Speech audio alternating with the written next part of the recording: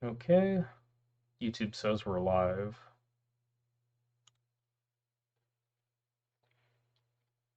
Forgot my keyboard situation sucks because of the way my desk is set up. Alright, we're just gonna wait until YouTube says there's some people joining.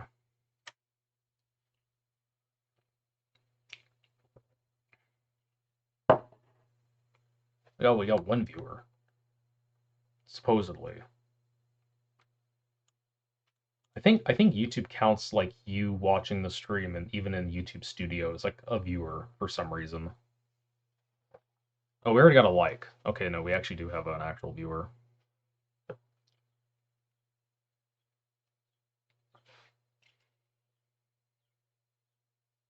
Wow, that delay's not bad at all.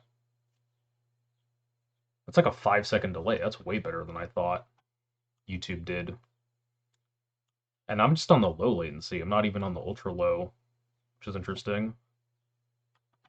Good job, YouTube, I guess.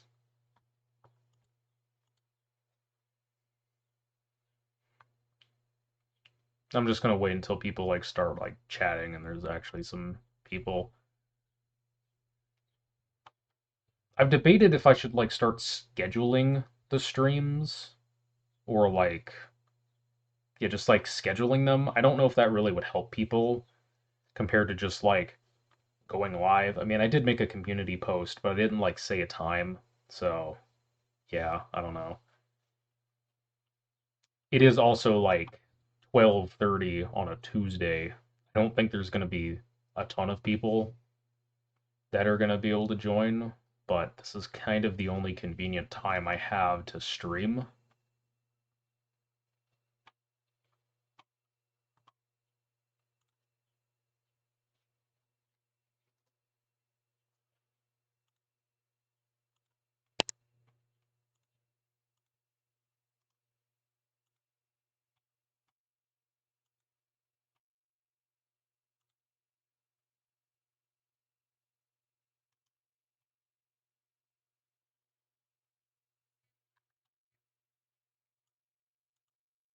We got 2 likes but 1 viewer. Okay, YouTube.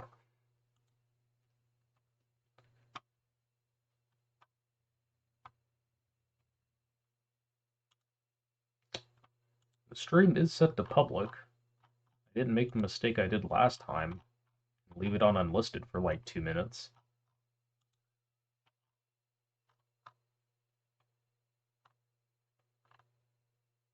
We're back up to 2 viewers.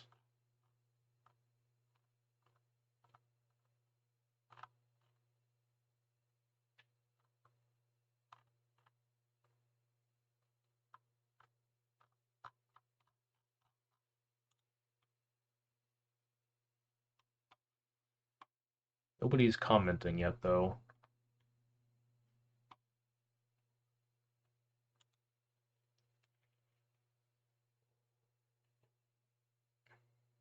Yeah, I probably should just start scheduling these things, because that might help people at least like have an idea of when I'm gonna go live. I probably should have put that in the community post, and I just didn't.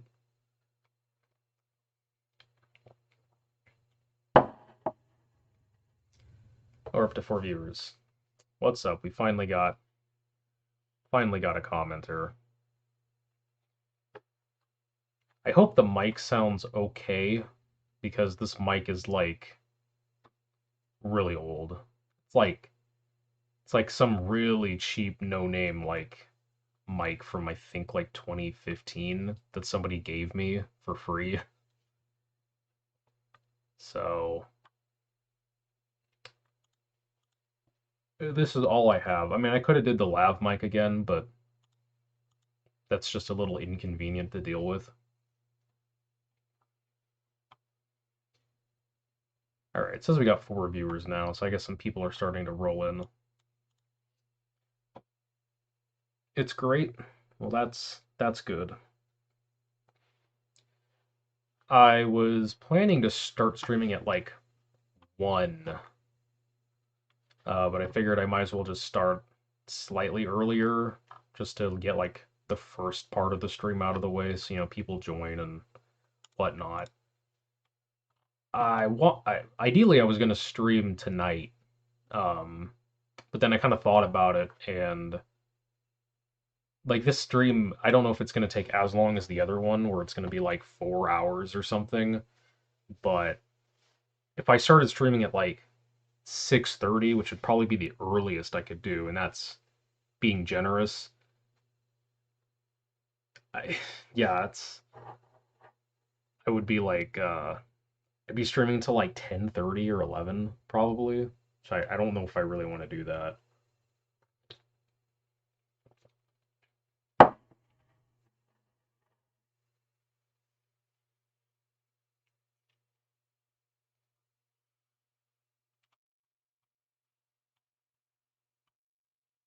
Well, I guess I can go ahead and throw on some music.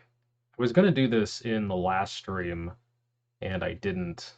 We got XM Play here, and I'm just gonna be playing the Deus Ex soundtrack because I really like it. So yeah, I was gonna do it the last stream and I just didn't. So we're just gonna throw that on in the background the whole time.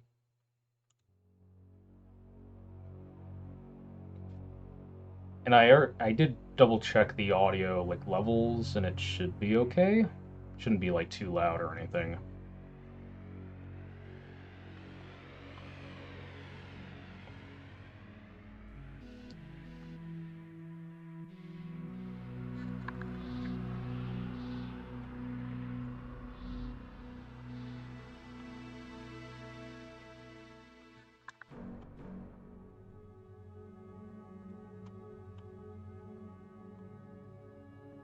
Yeah, I don't think we're gonna get a lot of viewers considering how early it is. A lot of people are probably at work and school and whatnot.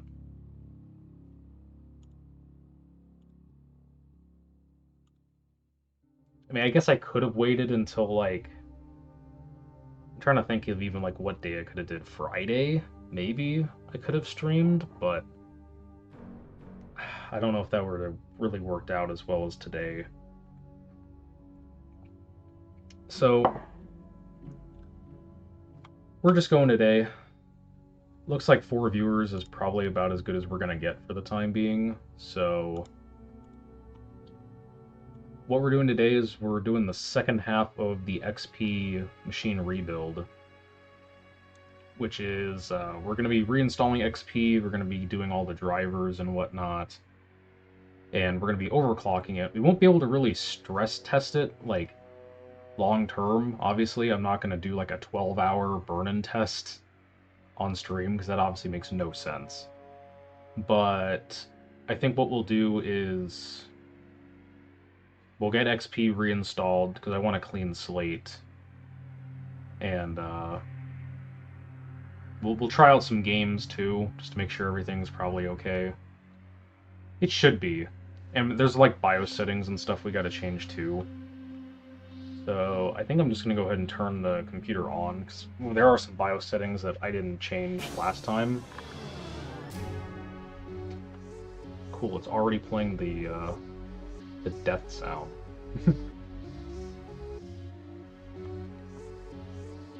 No. It helps if I turn the computer power on.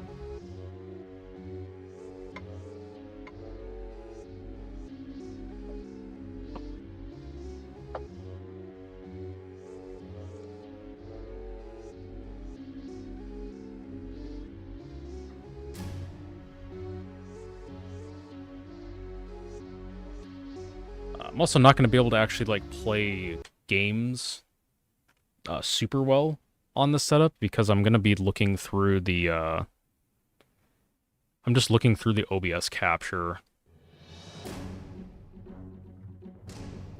So let me see here. So this would be all our overclocking. We do need to set the RAM frequency at least.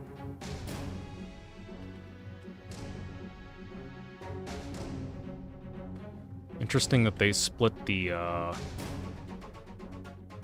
ratio into 2 different options. I don't know why you would do that. That's really odd. Definitely want PCI Express frequency left as left at that, and then CIA2. Or is it just automatic overclocking? Or something, power management, I guess. Something like that. Advanced clock control. Okay. Performance enhance. Yeah, after overclocking, standard could improve system stability. So we're just going to leave it as standard then. Extreme memory profile. Profile 1. That should be good. I guess I didn't realize that this would support XMP. That didn't even cross my mind, but yeah, I guess it would.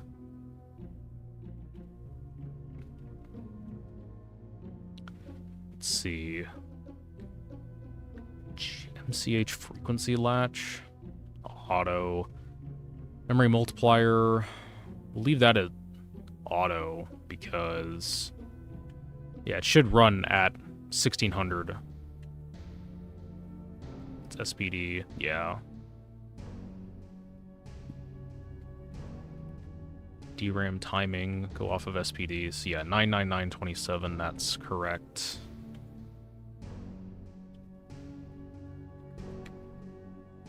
Yeah, just leave this all at auto. Should be fine. Load line calibration. We are going to want to have that on when we do overclock. Leave all our voltages at auto for the time being.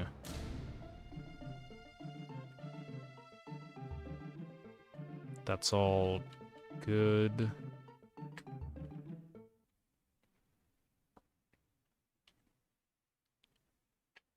Yeah, CD, USB hard drive, then hard disk. I think I already set everything in here that we need. We're going to leave that at AHCI because, actually, what happened was... somebody suggested to me... Why is it so out of focus? Okay, there we go. Somebody suggested to me trying out Win setup from USB, which I never tried before. But we're going to be trying to install XP off of a USB drive using that. And apparently it has, like, automatic, like, SATA driver support for a lot of stuff, which is pretty cool. So we'll just try that, see if that works. Hopefully it does, because that'd be really cool. We gained any more viewers? No, we're at 3. Okay.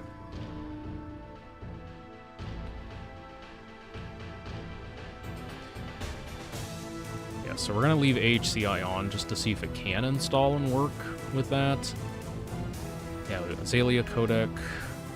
We don't want onboard audio.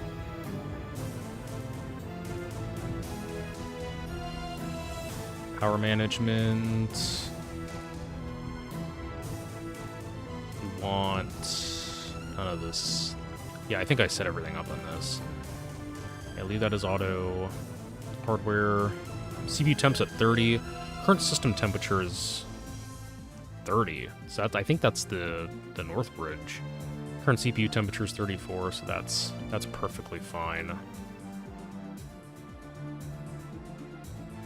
Yeah. Oh, is that all the settings? I guess it is. Okay, yes, I guess the only thing we had to change was turning on XMP. Because what is it set to auto? It sets it as 1333, probably to match the front side bus.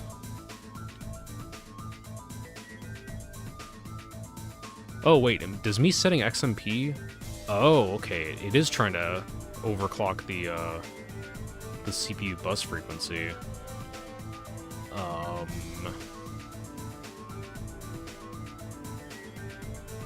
Oh, but it turned down the multiplier. That's interesting. Huh. Okay. Didn't expect it to do that. I guess I could change the memory multiplier?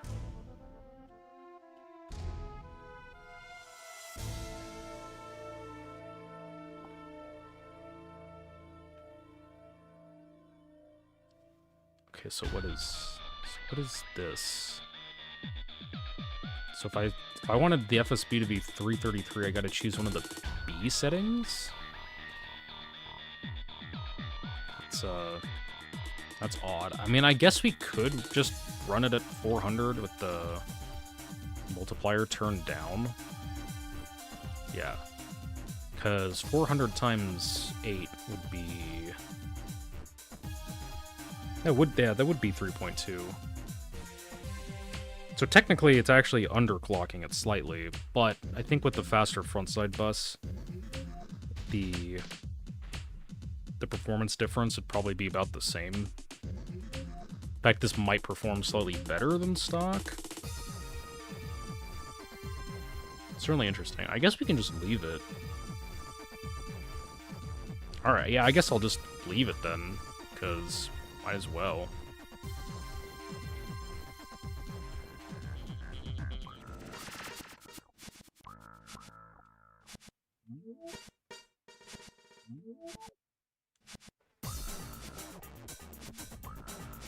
The system is rebooting itself.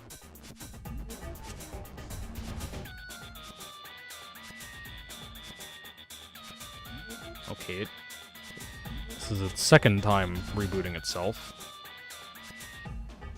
It's, hopefully that's fine. Alright, there we go. Wait, what was that? What did it say the... Hold on, wait, what did it say the CPU was running at? 266? Ah, dang it. Missed it. I hate that BIOSes don't give you the full readout if you just do like a Control-Alt-Delete for some reason.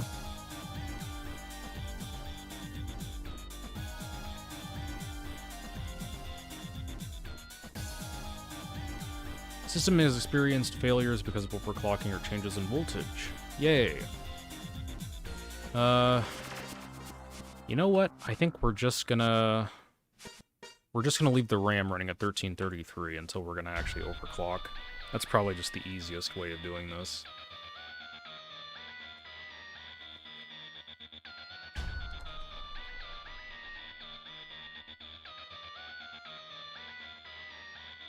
Hold up, did that BIOS date say 2014? Hold up, what?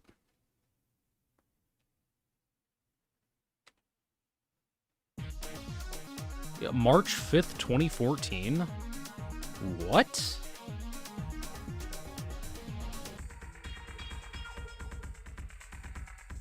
I mean, yeah, I could have set it to 0.5, but I mean, we're gonna overclock it later anyways, so we might as well just deal with it then. Why does it say 2014? The latest BIOS for this thing is from 2010. Is this like a modded BIOS? That's super weird. I wonder if that has something to do with the Xeon mod. Because somebody already modded the socket on this to take Xeons. Yeah.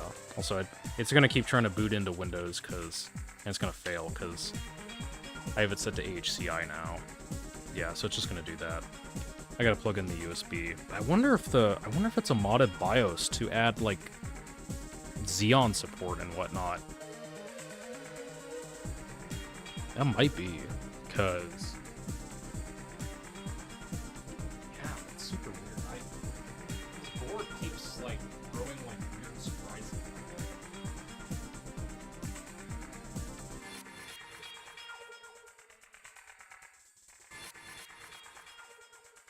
Flash drive is now plugged in. Now, I did technically cheat, and I did double-check that the flash drive would at least boot on the system beforehand. Other than that, I have not done anything with the machine since the last stream. So yeah, Windows XP, and then you're supposed to go up to auto detect, and then it finds the drivers for the SATA.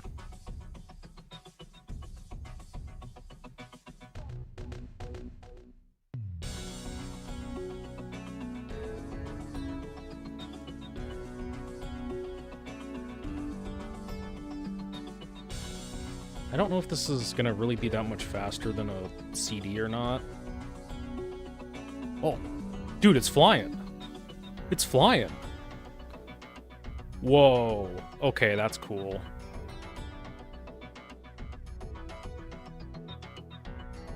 All right, that's really cool. I didn't know it would be that much faster. Also, this is one of my ISOs that I made with Nlight.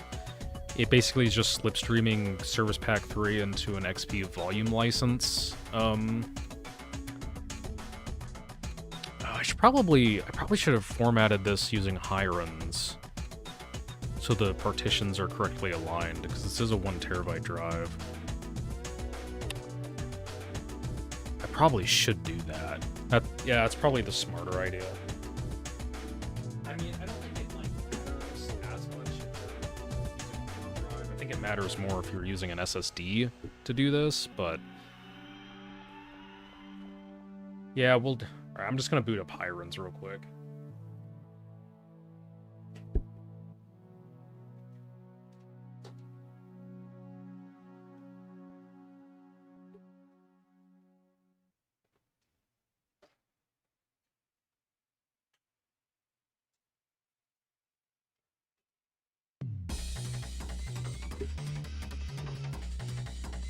Okay.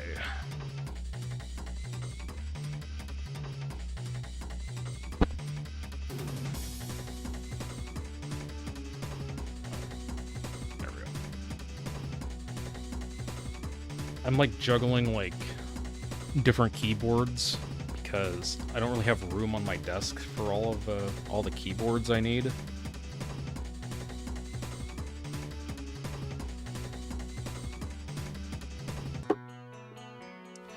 This is original Hirons too, not PE.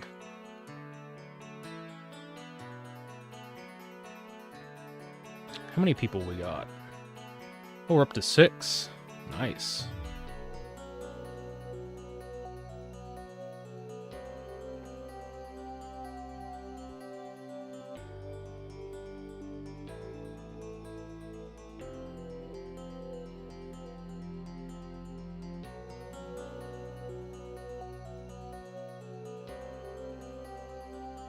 Unfortunately, this is booting off of a CD, so this is going to take longer than XP.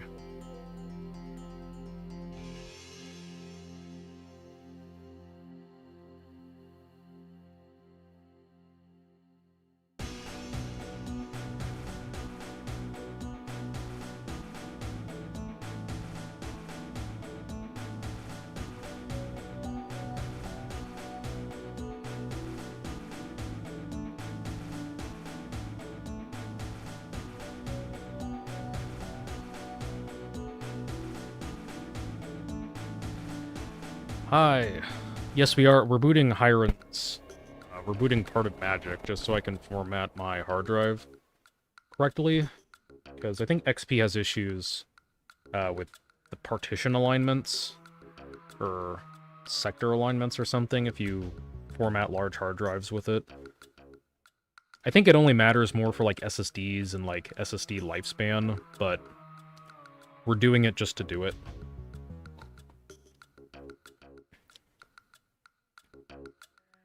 Also, I do have a face cam too for this one, but you're probably not going to see it that much.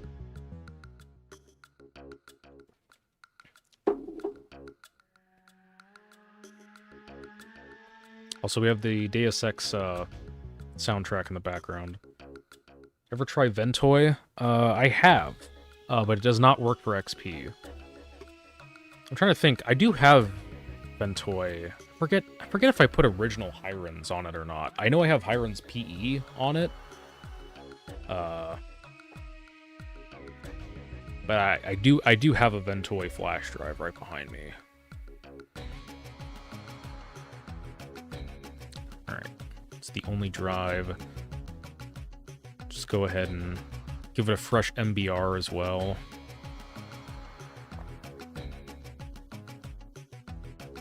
NTFS.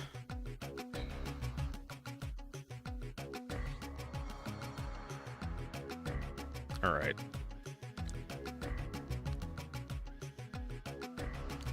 Restoring a compact Desk Pro EN and 98 is kicking my behind for updating it.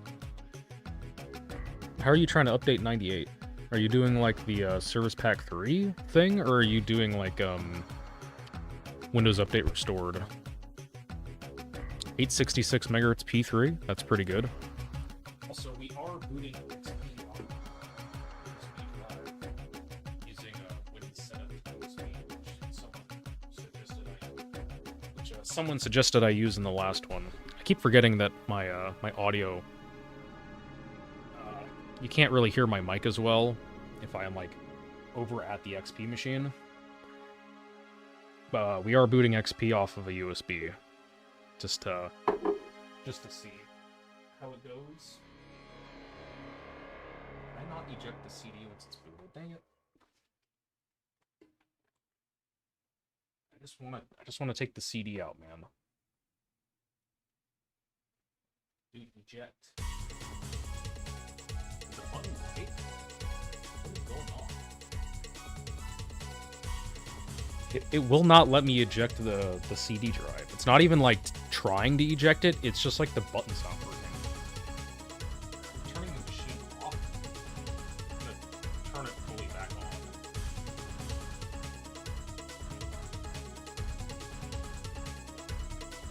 Now I can eject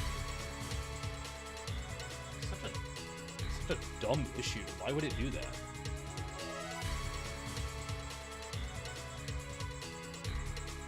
There we go. Alright, so we have to do auto detect for it to find the SATA driver. And then the first part. And this boots up super fast as well. I was shocked.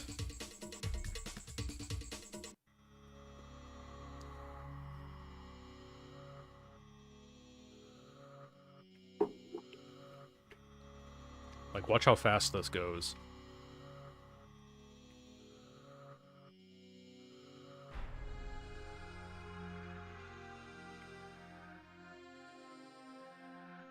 That was like, what, maybe 20 seconds?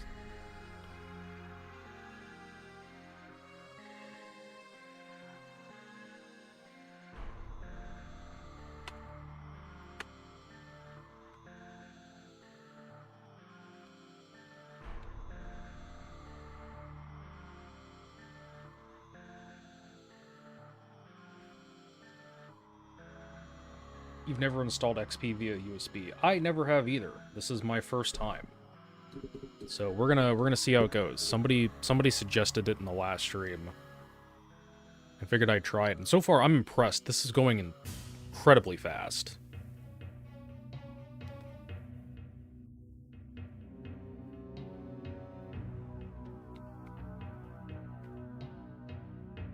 Get a Q6600 you might try it on. Cool. My only thing with the Win setup to USB is it's not the easiest setup. It's not like you just throw it into Rufus or whatnot, and you just, you know, you just go. You have to, like, extract the files from the CD, and whatnot. And this, like, you have to boot off of it twice, and you have to select the second part. That way it can find the, like, you know, the fake CD-ROM drive during the second part of the setup or whatnot. Got a Q8400. One of the weird OEM ones. Is that really an OEM-only SKU? I guess so. I don't know. I never really messed around with the later Core 2 quads much. Like, the Q6600's really the only one that I have experience with.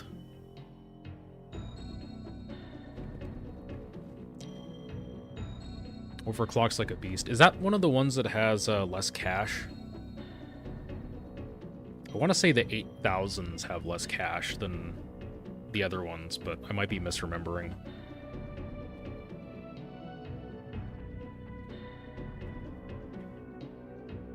It's only got 4 megs. Yeah.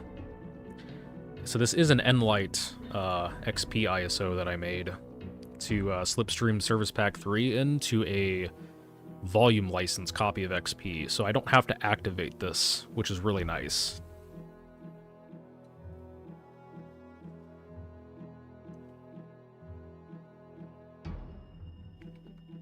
This is the fastest I've ever installed XP. This is like virtual machine fast.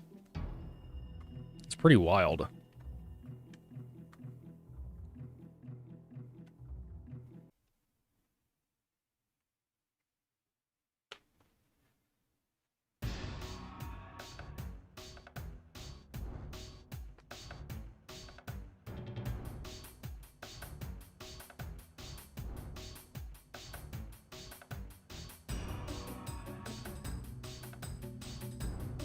You were actually a beta tester for me? That's pretty cool. I mean, I've had good experiences with ME like every time I've tried. I think that's purely because I have the benefit of is your dad's work? I've had good experiences with ME every time I've tried it. I think it's only because all the driver kinks were worked out later on by like, you know, in like 2001, 2002. Because it was also that weird experimental time between... it was that weird experimental time between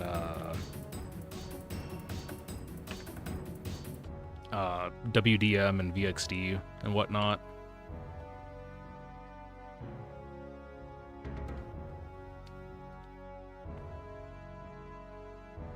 XP on a P2 333 beta testing.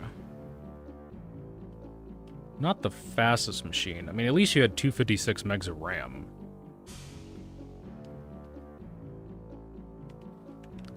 What betas did you get? Did you have any of like the early, like pre-Luna Whistler betas, or did you all have like the post-Luna stuff?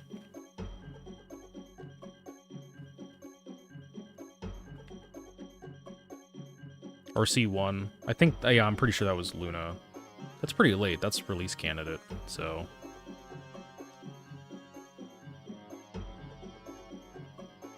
Yeah, Service Pack 3 XP, I think, really does need at least, like, 512. But if you're, like... If you're going with, like, RTM, or I think even Service Pack 2... 256 probably isn't bad. I mean, it depends on what you're doing.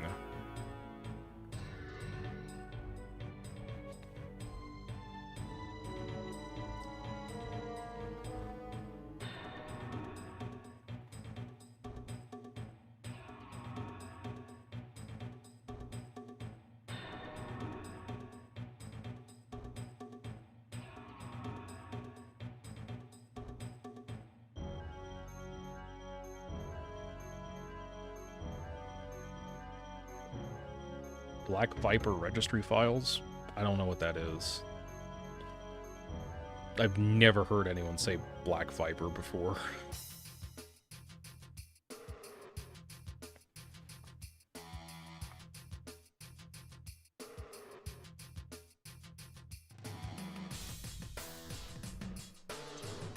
Now, I believe we don't need the USB drive.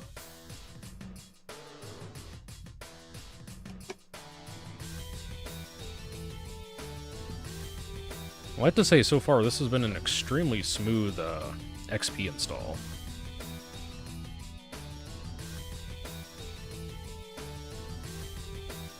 Now, I know it's not going to have audio drivers, and I also didn't even hook up sound to the stream, so we're not going to be able to hear the music, but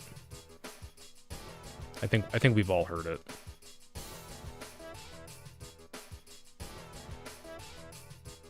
Yeah, there's always that one issue. Not so much with XP for me, but 9X. There's always some dumb issue for no reason.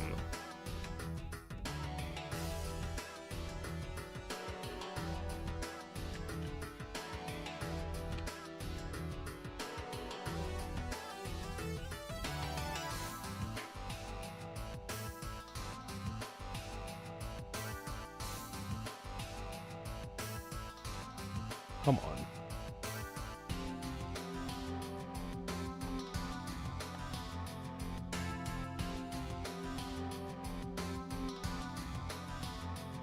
Installing 98 on real hardware for the first time and you're scared. Not... I wouldn't be scared, it's just more you're gonna end up really frustrated for no reason.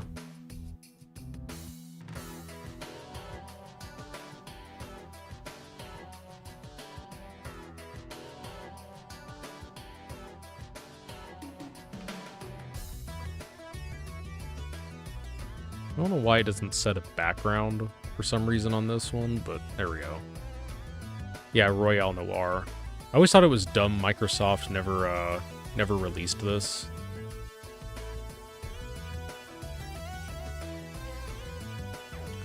I mean, there's also the Zune, but that adds, like, orange. I kind of like the straight black. There's also Media Center. This is... which is just regular Royale. This is the theme I grew up with. And in my opinion, this is what XP should have shipped with. I don't think the regular Luna theme is bad. I just don't think it's that great. Like, the Media Center style is so much better.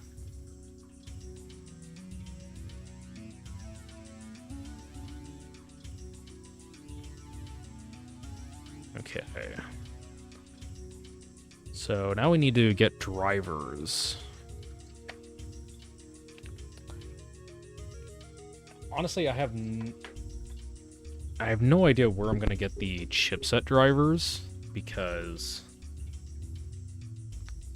Intel nuked all of their stuff. Nuked, oh, I could use Snappy Driver. I didn't think about that. I do have it. I don't have all the driver packs downloaded. Hold on, let me see. Does this have Ethernet drivers already? Probably not.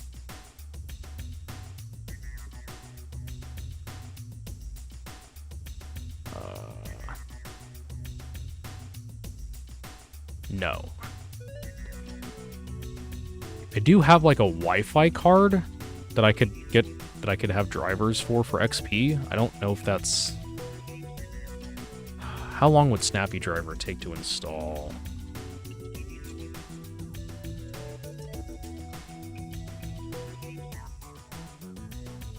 Let me go...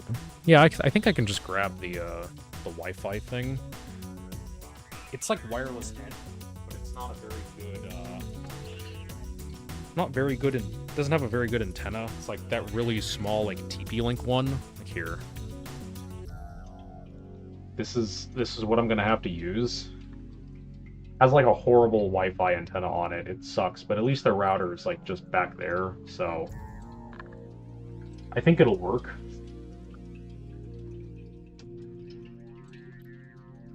I have to find the CD. I think I have it up here.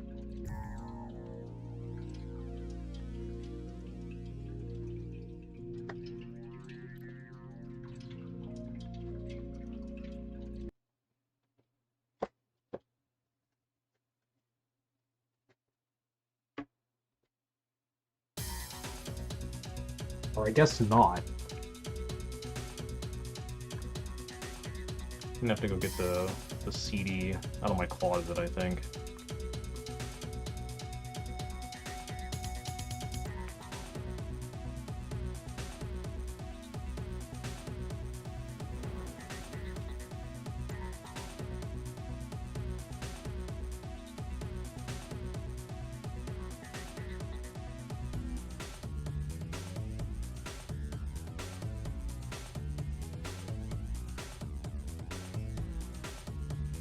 CD obtained.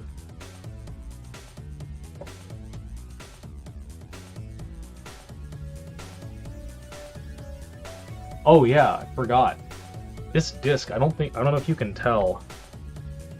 It has like, I don't know if it's disc rot per se. You can kind of see it on like the edge.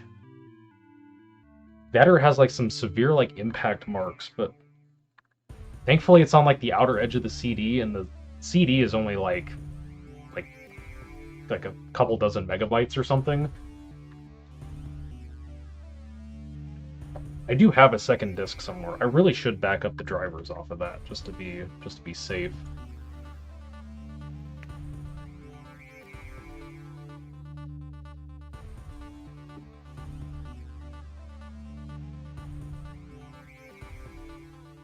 Oh, wait. I didn't know XP would just install it, like, that fast. I don't think I've ever put in the CD when...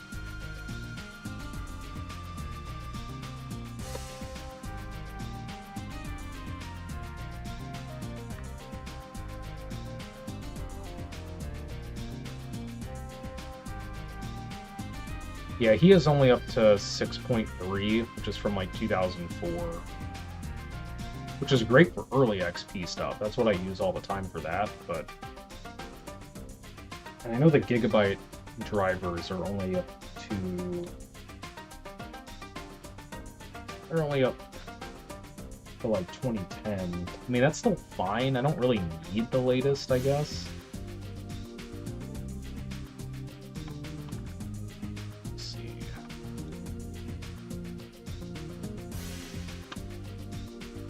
Downloads, XP, 32.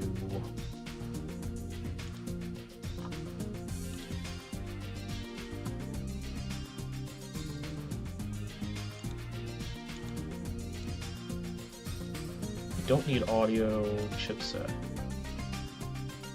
Yeah, the latest one on Gigabyte's site is 9.1 from 2010. That's fine, honestly. I really don't need the latest. I could always just update with Snappy Driver later on if I really want to. There's no reason to like wait on stream for that. Do you want Realtek LAN?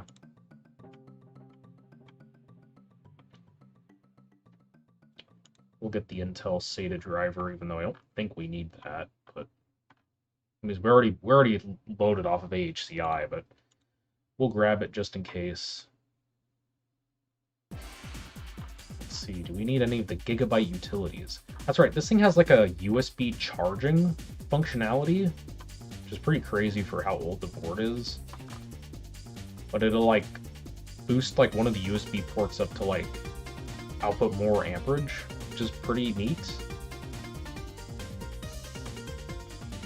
Dynamic energy saver, no.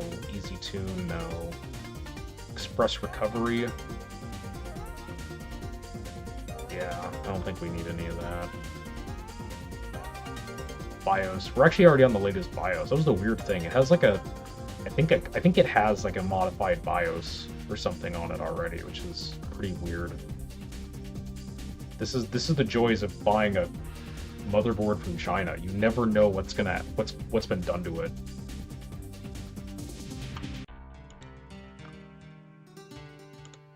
Yeah, so I guess chipset and LAN is all we need then.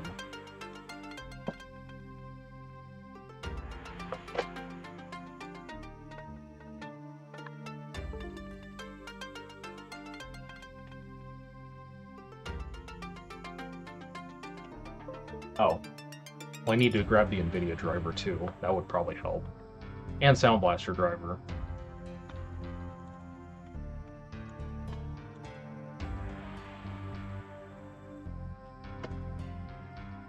Again, wrong keyboard.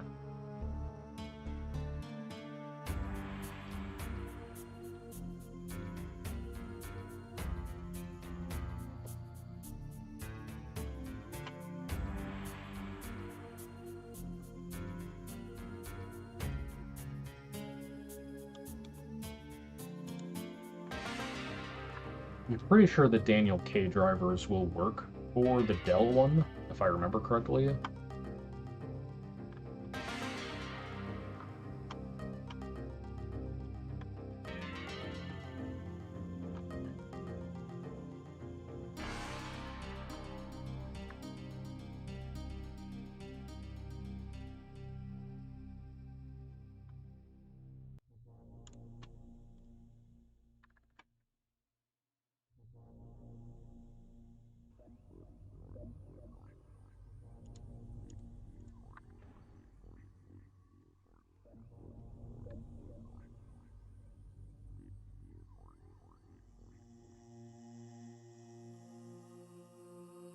now we need NVIDIA. We're just gonna go with the latest NVIDIA driver. For XP at least.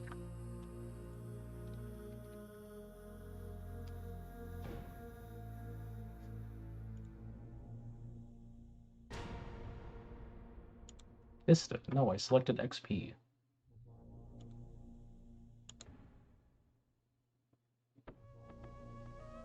Still trying to go Vista. NVIDIA. Why?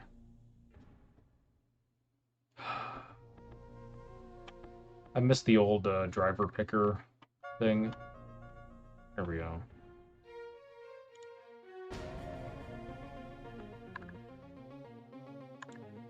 So 340.52 from July 2014.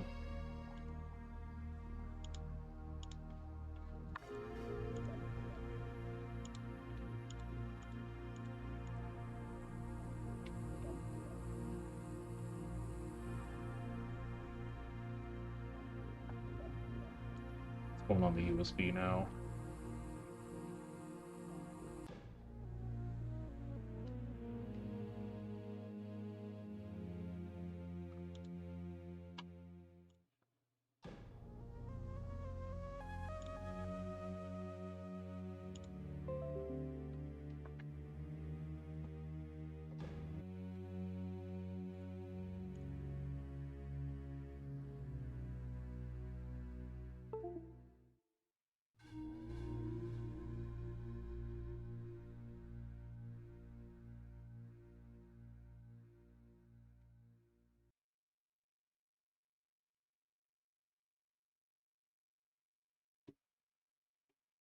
Oh, it didn't even need to install the drivers.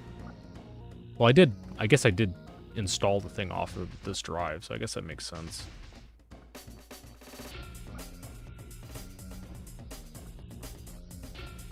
So it's so awkward trying to do this through the OBS window, because there's just enough delay for it to be like distracting and like hard to cope with, but not enough that like you would probably immediately notice it.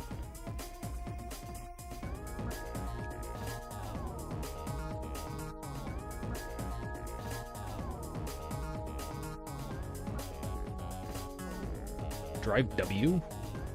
Why was it mapped to W? Bizarre.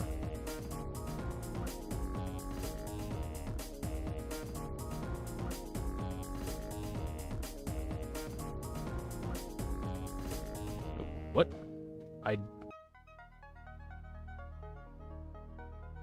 I dragged this, I think, accidentally onto that.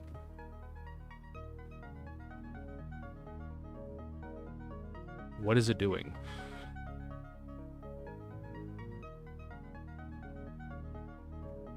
Oh, cool. It's, my mouse is locked up now. I really hope this isn't doing something dumb. Oh, cool. What did it do? What did it do? Did it install by accident? I, like, dragged the one, like, INF thing onto the other thing? I guess? What?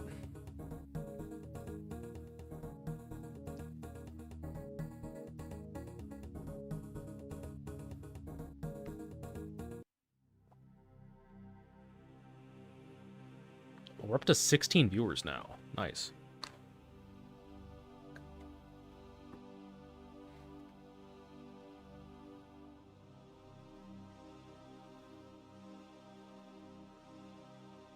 Oh, cool. USB doesn't work now.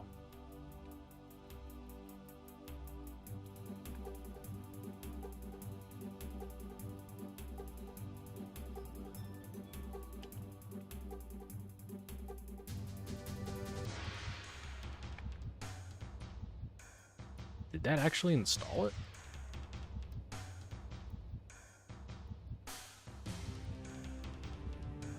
I think it did. I'm still gonna go through the actual setup. Never seen it do that before. Yeah, I think I dragged this onto that by accident.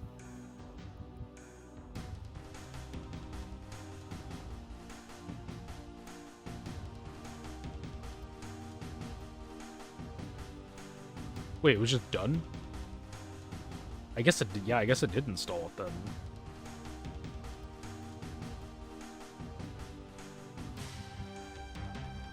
It's just, okay. All right. I guess that installed it.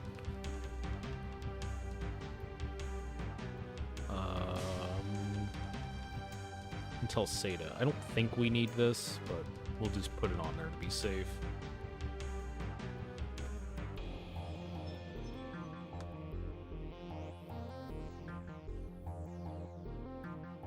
Computer currently contains driver. Oh. Alright, so yeah, no, we don't want to overwrite that then. LAN.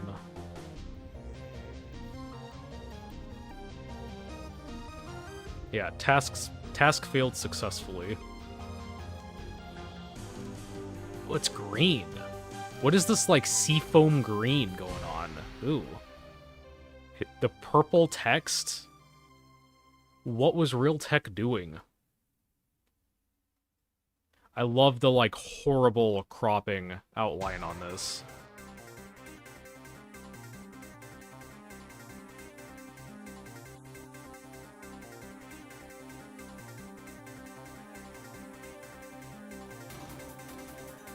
Also, this time is wrong. How did it go back in time? It set itself back 2 hours in time. It was correct earlier.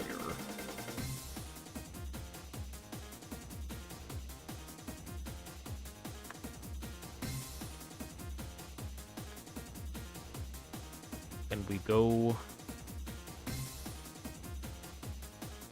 Did it connect? I think it connected. Let me go to the Google.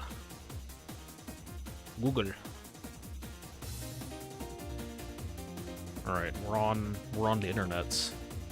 Oh no, guys, I connected my XP machine to the internet. I'm gonna get all the viruses now. Oh no. My computer's gonna literally explode.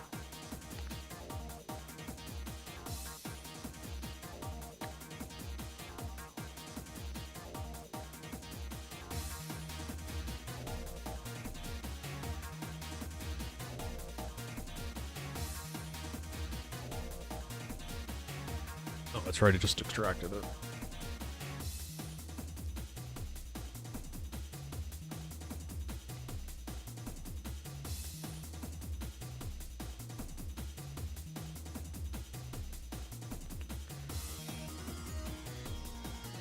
We'll do the audio control panel.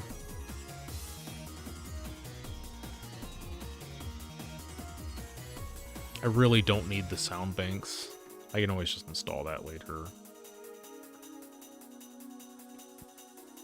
Game mode.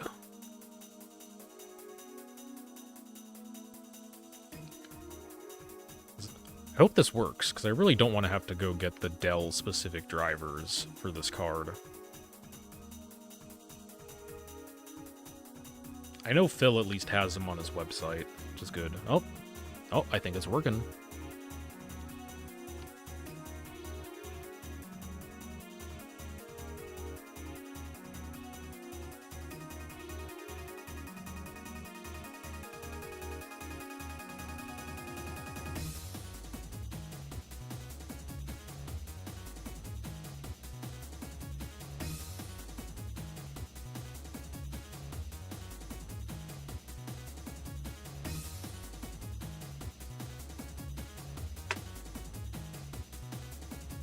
Is it doing anything?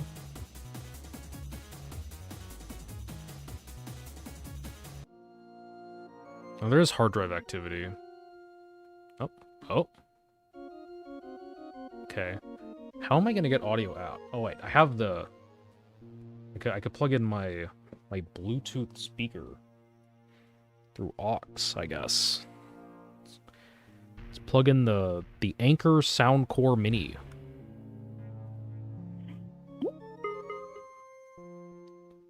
Technology sounds.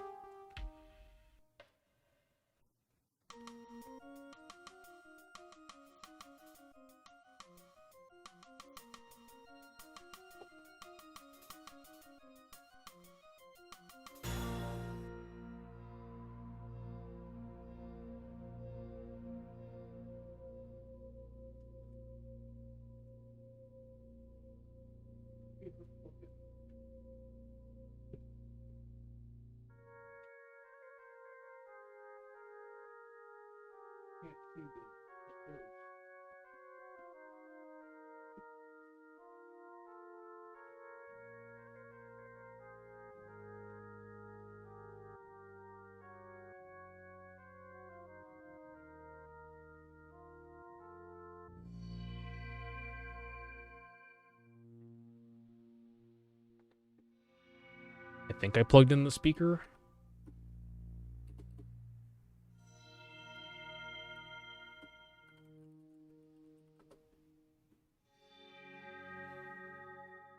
Hey, the sound worked.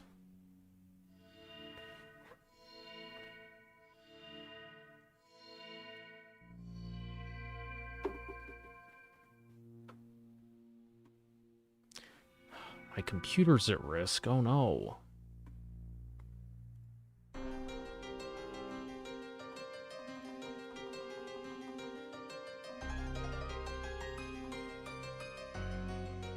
Who is calling me?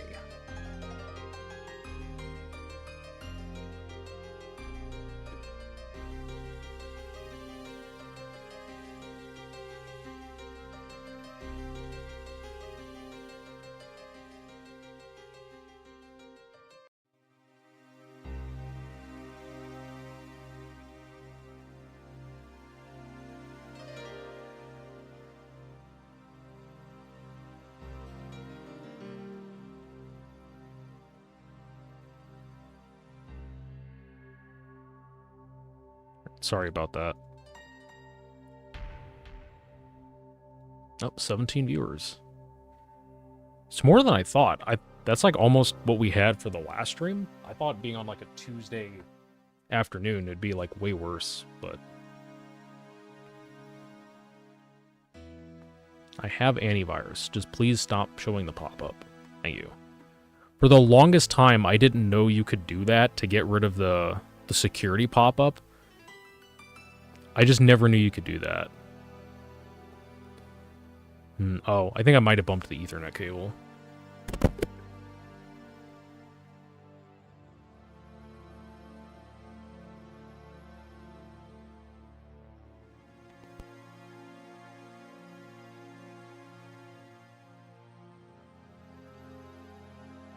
What, you can? Yeah, you can just have it stop doing the pop-up.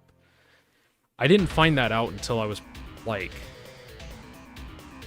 maybe like a few years ago. I just never bothered to click down there. I always just dismissed the thing. Even as a kid, we would always just dismiss the thing and we'd never looked at it. And it's like, yeah, you can just turn it off. Like, it's so dumb that like I never noticed that sooner.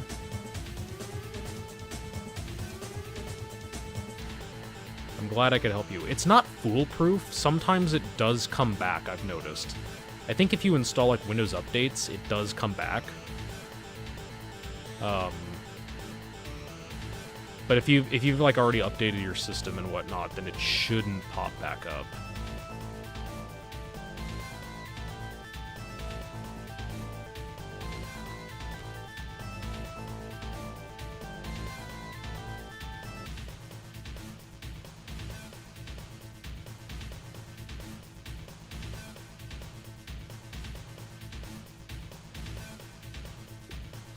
Not need GeForce experience. I think I've tried this before, and it never actually successfully installs .NET. But maybe it'll work. I don't know. Oh, because it's trying to download it. That's probably why.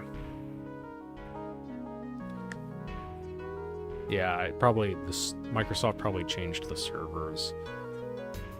Although the bar is making progress, so maybe it is working.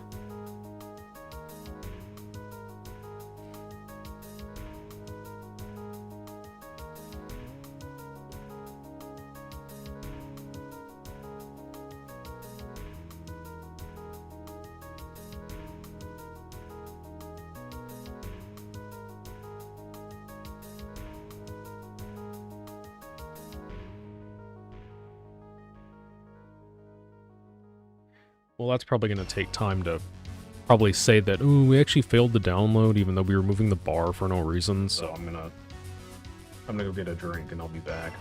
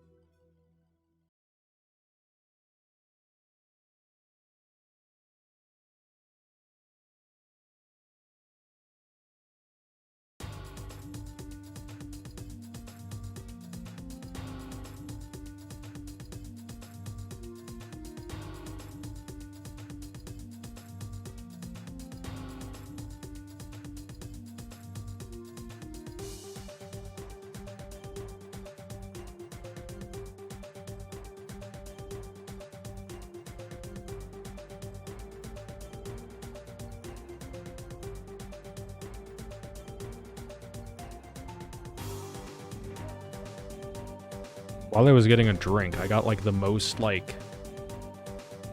most sketchy looking like scam text ever.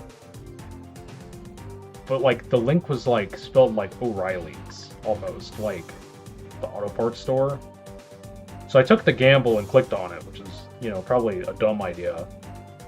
But no, it was just them sending me like a $5 coupon because I just spent like a ton of money there buying an alternator. Like, guys, why could you just make it look less like a scam? Also, like, I don't even remember signing up for the rewards, but I was also like 6 hours deep into the project, so maybe I did. I don't know. It literally just sent me to a site that was like, here's a barcode for like $5 off your next purchase. I was like, you know what? Whatever, sure. I don't know what I'm gonna buy there that I'm gonna take $5 off.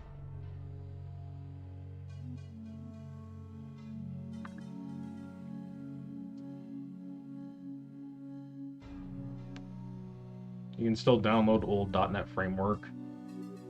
Yeah, probably. I've seen it fail though sometimes before, which is the weird thing.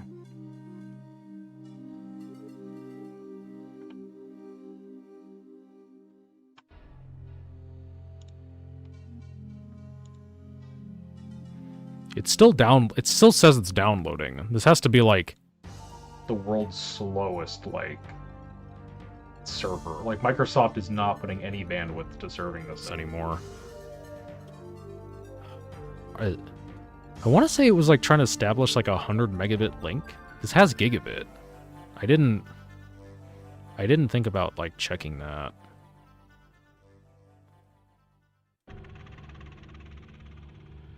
No, it is. Yeah, it's gigabit. Yeah, it's connected at a gigabit. So.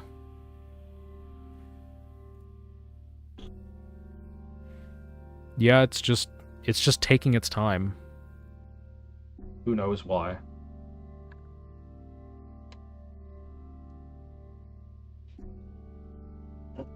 This is what I got to drink.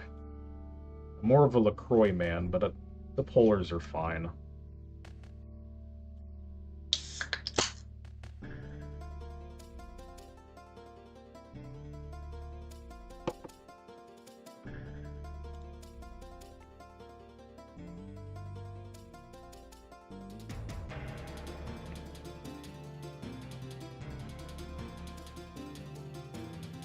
.98 on real hardware was scary until I discovered the quick install. I want to try I do want to try that out, the 98 quick install. I think that would be pretty interesting. Granted, I haven't reinstalled 98 a ton before, or well, recently. There was a period of time in like 2019. I was trying to troubleshoot like some stupid issues with like me trying to build like my 98 system of that time. I swear I installed 98 like 30 times. I'm not joking. That's how I memorized my product key. I have my entire 98 product key memorized. Which when I say my, it's just the one on WinWorld.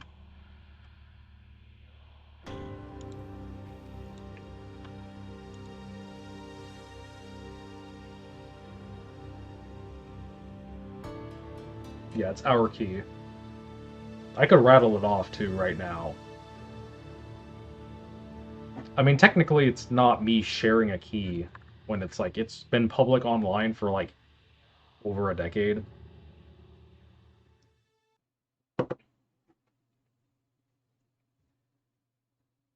Sometimes I just bust that out when I'm like, yeah, I'm really good at remembering like arbitrary like numbers and letters combinations and whatnot. Like, I'm really good at memorizing, like, license plates and stuff. People don't believe me, and I'll just bust out the 98 product key.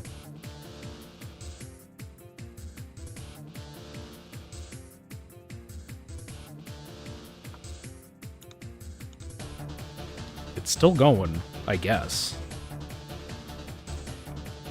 Who knows?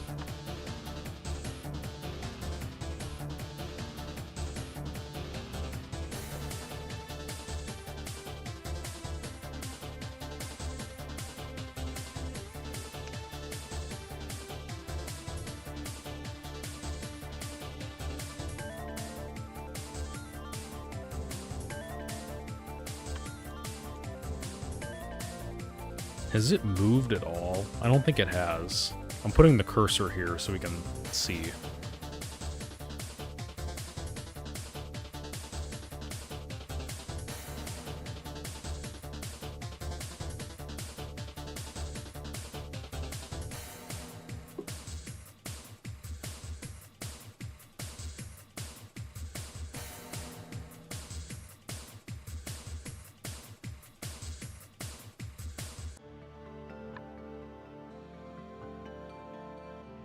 Might be installing, maybe.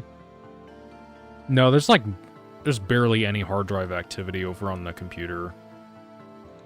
It might have gotten stuck. I think this is what it does sometimes.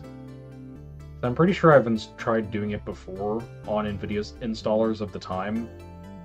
And if I remember correctly, it does kind of do this. It like pretends like it's downloading, and it wastes like 10 or 15 minutes or something like that, and then it just continues on. And it's like, yeah, we couldn't install it. It's like, thanks for wasting my time. You couldn't just error out sooner.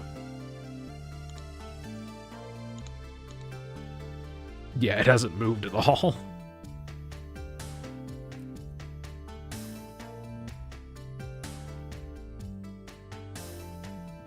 I mean, it is... Oh, I was gonna say it was using a little bit of CPU, but no, it's doing nothing.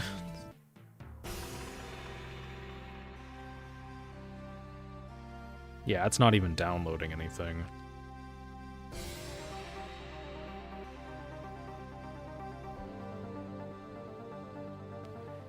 Yeah, I think we just have to wait now until it like errors out.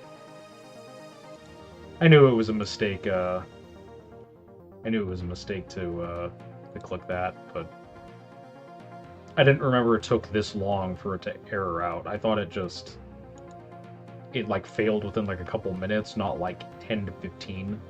But now that I'm thinking about it, I think that is what it does.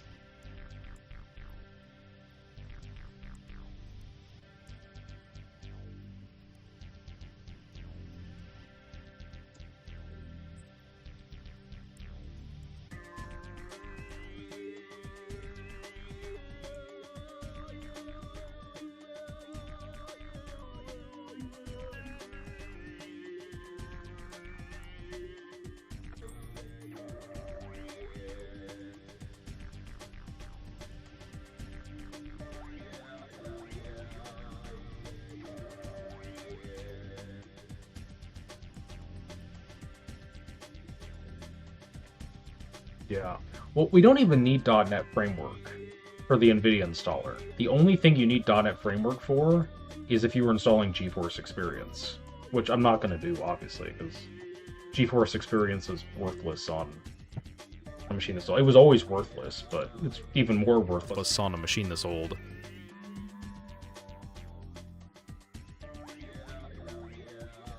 I wonder if I just unplug the Ethernet cable if it just, like, kills it immediately. Might try that.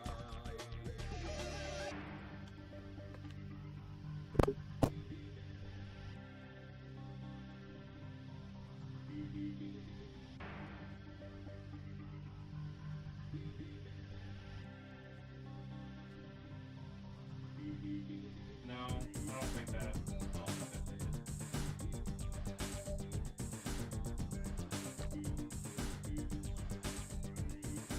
This will take some time. Yeah, you're not kidding. I don't really want to quit the process, but it's doing nothing. Well, I mean, sometimes there's a little bit, but it's probably just Windows processes.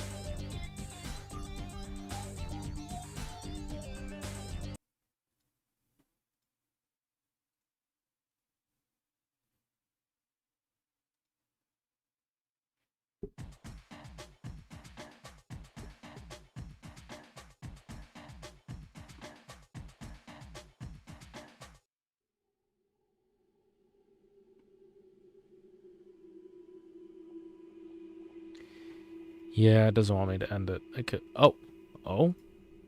Alright. Okay. Yeah, I don't think it was doing anything.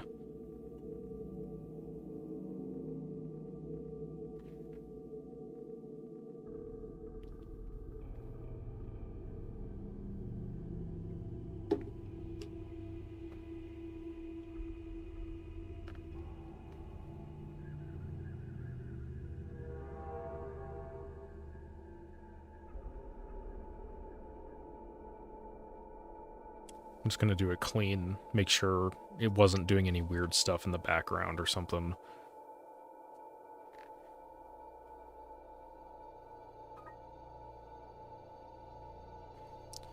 It hasn't passed verification. No.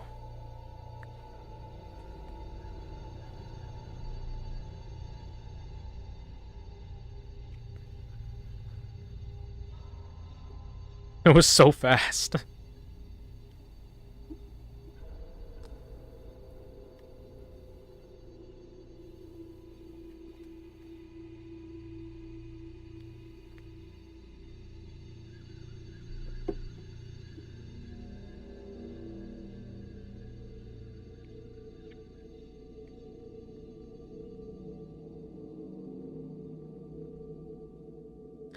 No, this is just on a hard drive.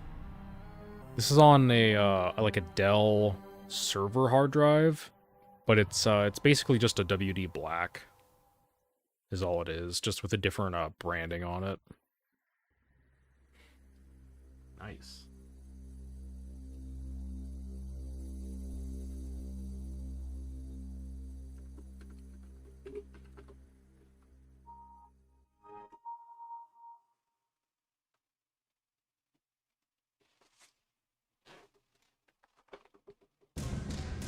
All right, 1080p.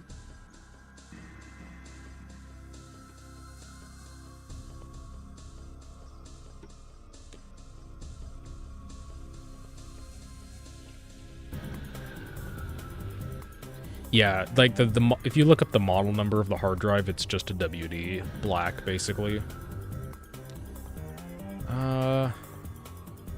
Let's download Supermium.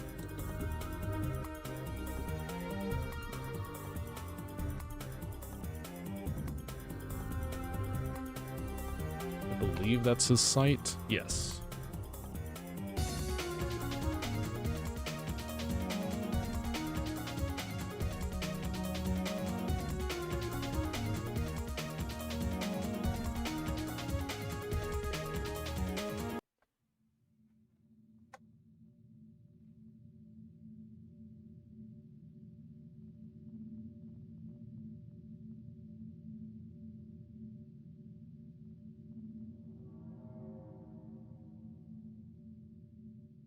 I really like that that this guy set his made his web page to be able to work on IE. That's super convenient to be able to just download a newer browser on XP itself.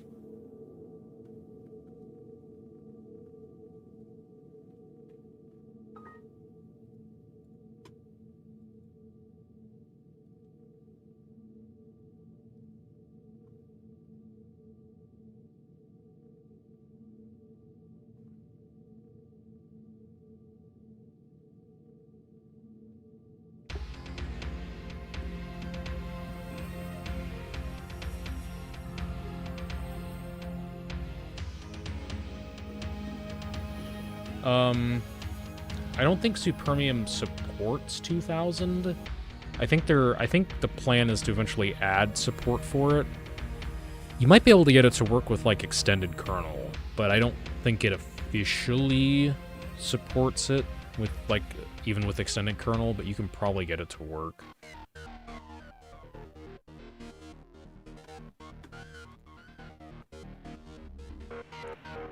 I want to say, I feel like that loaded faster than it did before on the old machine.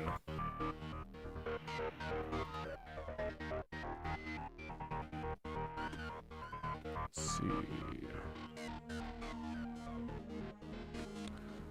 We're gonna need to get the U block.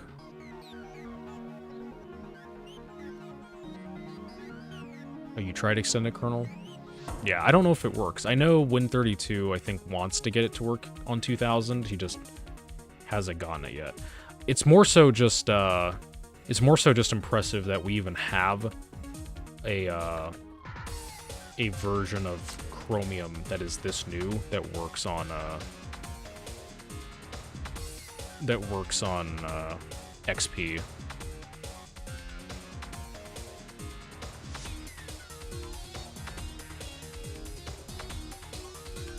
I actually did use 2000 back in the day as my main OS for a little while. Back in like 2016, I think until early 2017. This is back when you could still get when the latest versions of Firefox ESR still worked on XP. You could get them to install just fine on extended kernel 2000.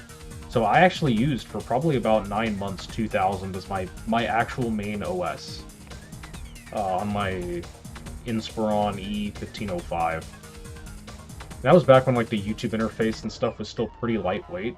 So even though that machine only had a Core Solo in it, it was actually pretty usable. I could watch videos at like 480p on it. And I just did that. It was a great time. I think the only thing I ran into issues with was I couldn't use Skype. I think I could get Skype to run. I couldn't get my webcam to work, though. That was the thing.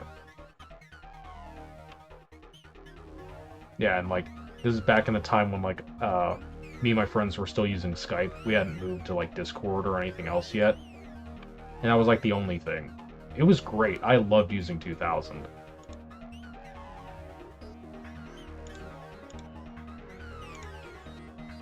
Yeah, like, it's not even that, like, it was, like, hard to do. It just... It was just, it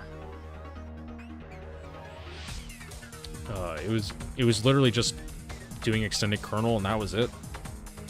It was so much easier to use it back then.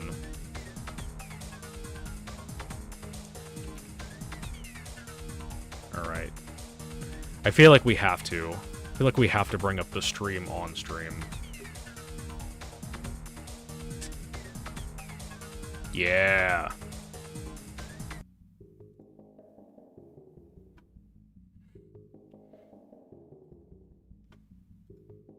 Nice. Oh yeah, what are those specs and clocks? I meant to answer that. So it's a Core 2 Duo E8600. Right now it's only running at 3.2 gigahertz. Or wait, no, everything is set to stock. It's supposed to have 1600 megahertz DDR3 in it. And, yeah, but that's running at 1333 now because the BIOS was like trying to set it to like higher bus frequency. And I figured I'm just gonna leave everything as default until we actually overclock, which is gonna be pretty soon now. We just need to get some utilities. I need to get like CPU-Z and stuff.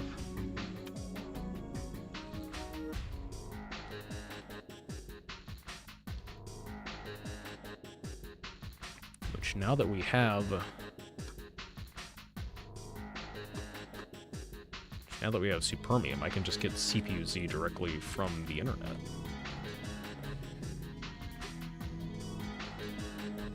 Oh yeah, and it has a GTX 260 Core 216 as the GPU.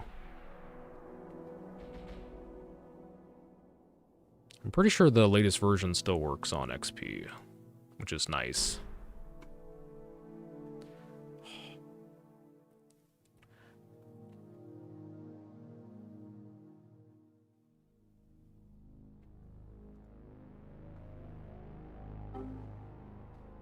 Okay, I guess it doesn't work anymore.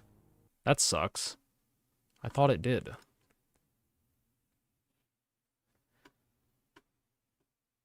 That's for Windows 98. Let's go back to like... We'll go back to 2016, 2017. I know for sure it still worked back then. Do I have an antivirus? Not on XP.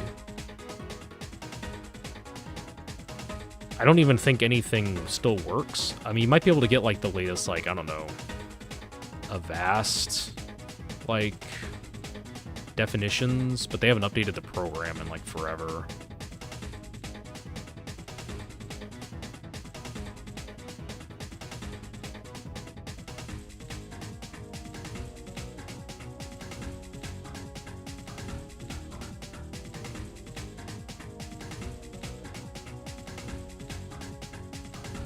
There we go.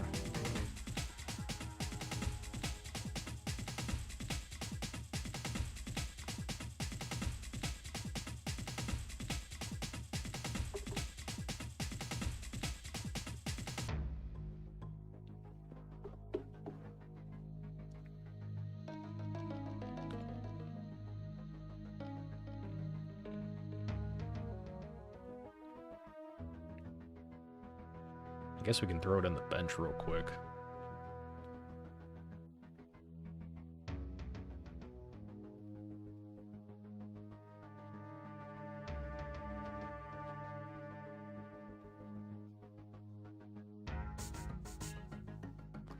Why was the multi-thread like the same as the single thread? What? Hold on. What?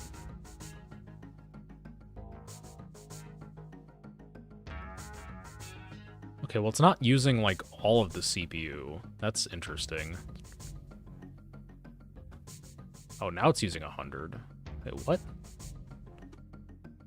I think CPU-Z is, like, skizzing out. What? Okay. Yeah, I mean, CPU-Z is not the best benchmark anyways, but I don't think I've ever seen it, like, do that before.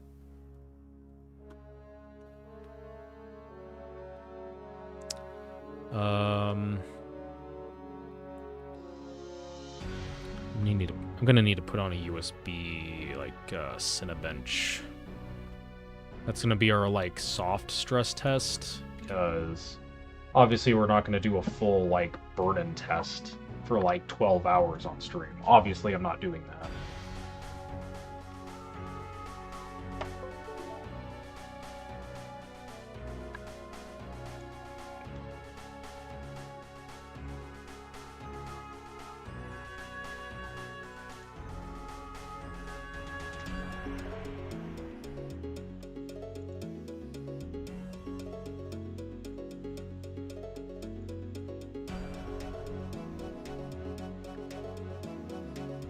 I guess we could grab GPU-Z as well.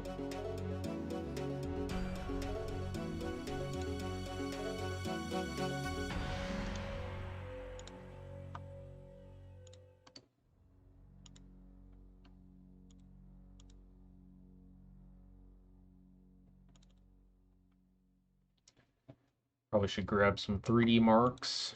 That might be handy.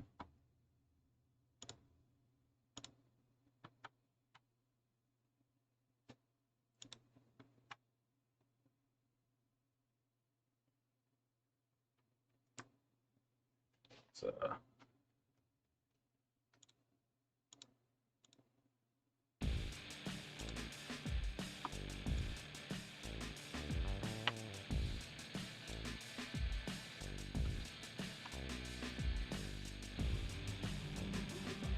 oh, that's gotta take time to Copy now.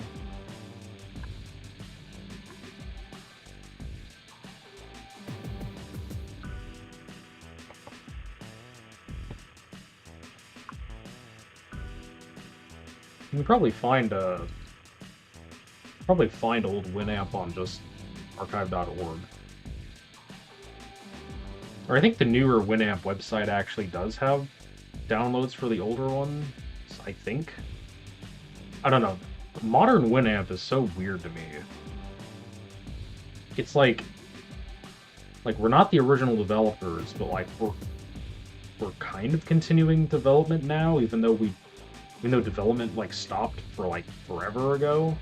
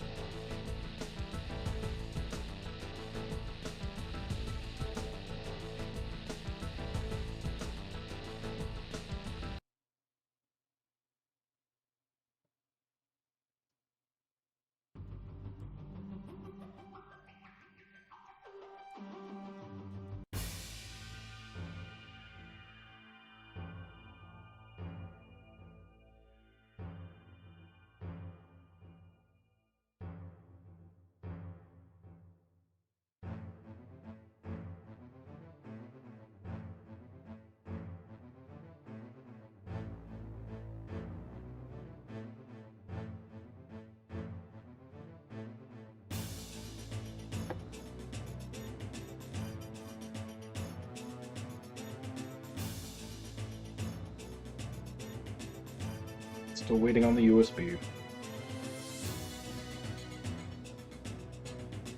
I'm copying like 800 megabytes of stuff to it.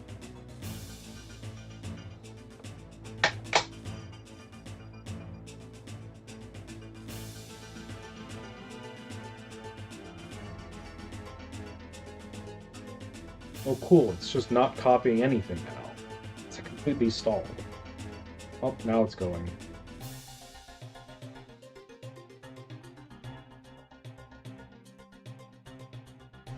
I will say though, the machine does look very cool now. It's a very nice shade of blue on the fans. It definitely looks right for the era.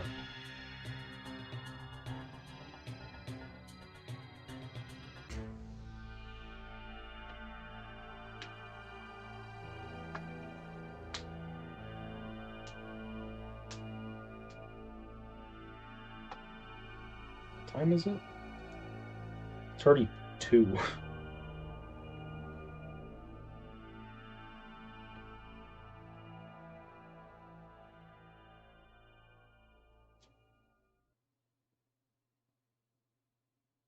Can I show it again? I'm gonna have to like pick up the webcam, but like here, give me a second.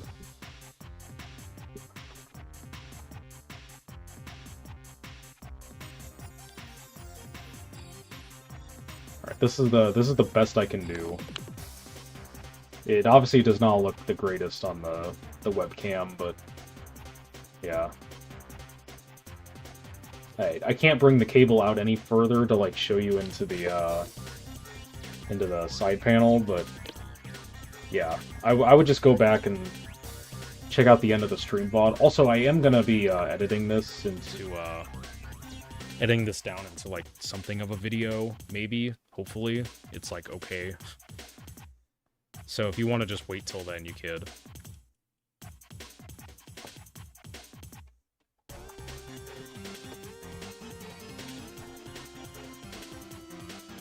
There we go.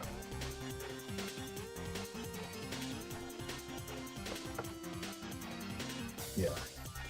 You probably also could see like the Windows 7 machine behind it as well. I used to have the machines oriented the other way, which is certainly way more convenient to have them mounted that way. Not mounted, sitting that way. Because the table that I have them sitting on works way better for that. But the problem is I can't see into the side panels that way, which sucks. So the machines are kind of like backed up against the wall now. And there's like just enough room where it's not going to suffocate the fans or like bend the connectors like super far out. Oh, the copy's done.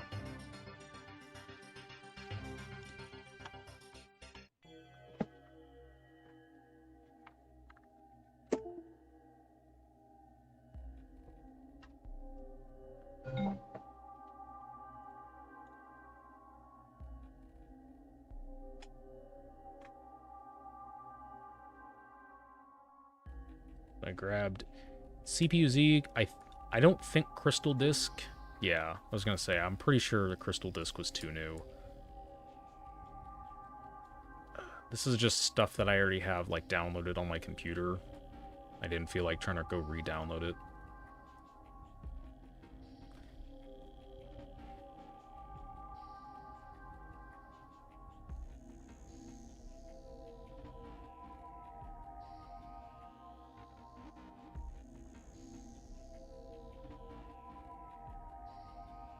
Yeah, I'm pretty sure there is an XP version of Crystal Disk.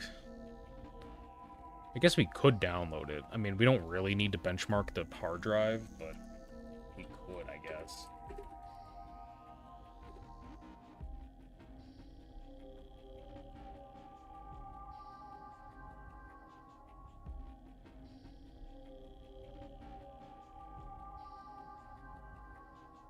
Oh, there's a retro one for 9X now? I didn't know that. Where's the XP one? But I don't need all the waifu ones. Okay, here. Okay, it's just as a zip. Oh, cool. There's an ad, but there we go. No ad because we got based ad blocker on.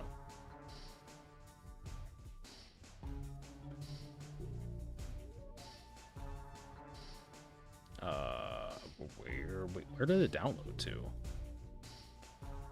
Oh.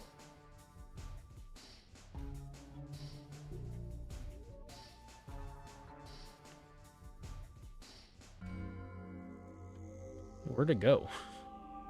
I did not look. Oh, there's downloads. Okay. Made a folder for it. Oh, I should download 7-zip.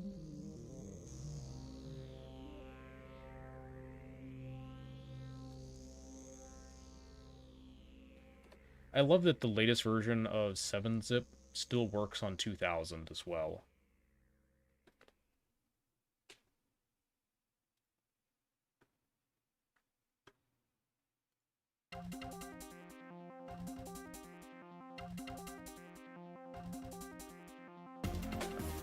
I already ran it, that's right. Seriously, why does anyone use WinRAR when 7-zip is clearly superior? Alright. I probably did not need to do it 5 times. Here, let's stop that. We only need to do it once.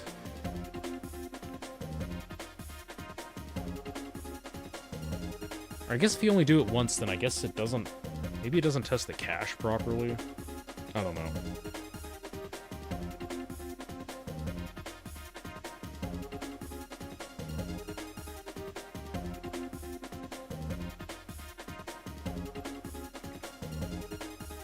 I can see we're really putting our SATA 2 to good use.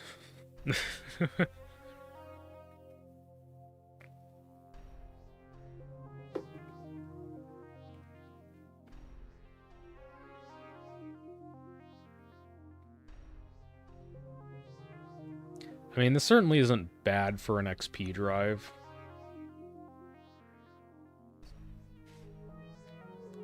It would be kind of neat to have, like, RAID on the system, but... it just wouldn't really make sense for the system, I think. Had to do defrag. We just installed it. It shouldn't need to be defragged.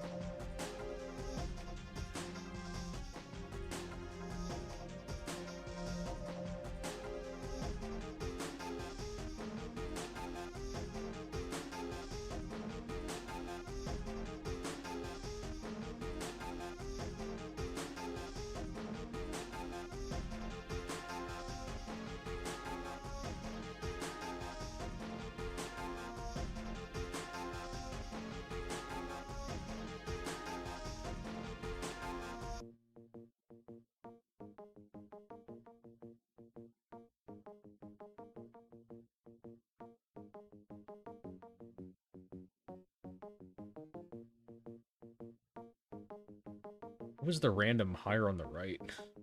That might have been a cache-related thing.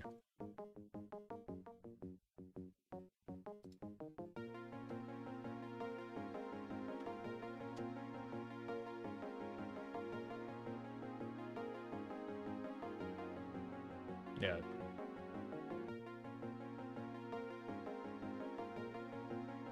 Yeah, I didn't think it would need to be defragmented, but... I guess we'll just let it go anyways. Hopefully that doesn't take forever.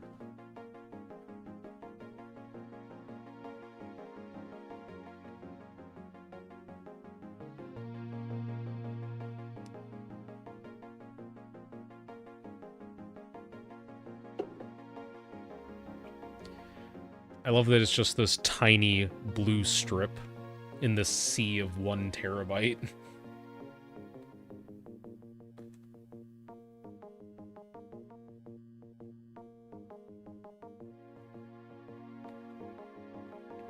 Oh, we're moving System 32.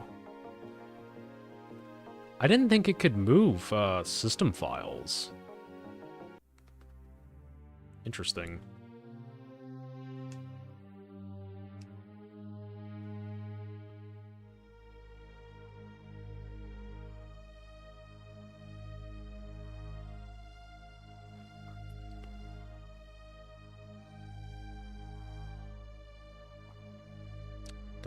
Does XP have the, like, grid view of defragmenting?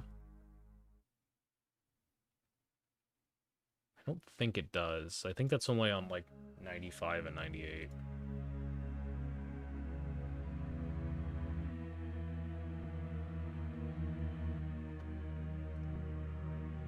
Hmm.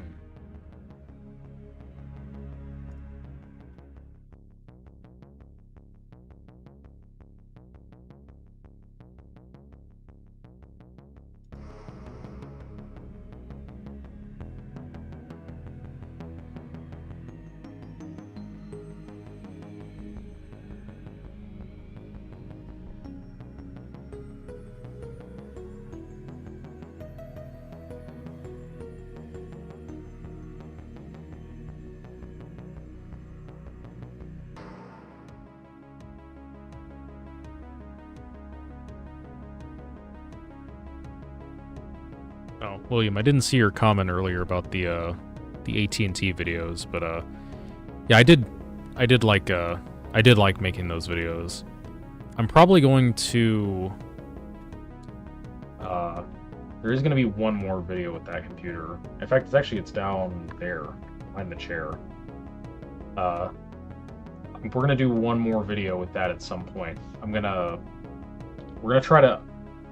We might not permanently upgrade it, but I want to see how far I can take it, being that it's socket 5, but we can do a CPU upgrade and more than a 120 megahertz Pentium. We can go faster than that, even though socket 5 technically doesn't support that. We might put in just like a bunch of RAM and like, I don't know, something. I'd love to put like a Voodoo card in there, but I don't have one, so that's not happening. I'm not paying like $150 for one on eBay.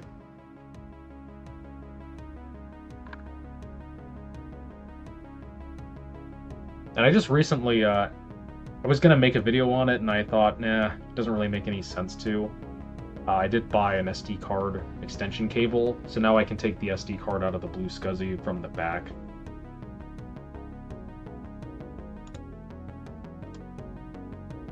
Oh, is that the first video you saw of mine? That's pretty neat.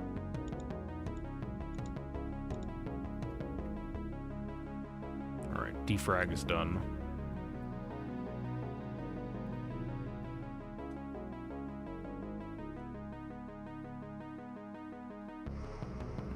Yeah, we don't need anything in here. Does GPU-Z work on here? I think it does. Yeah, okay, it does. All right.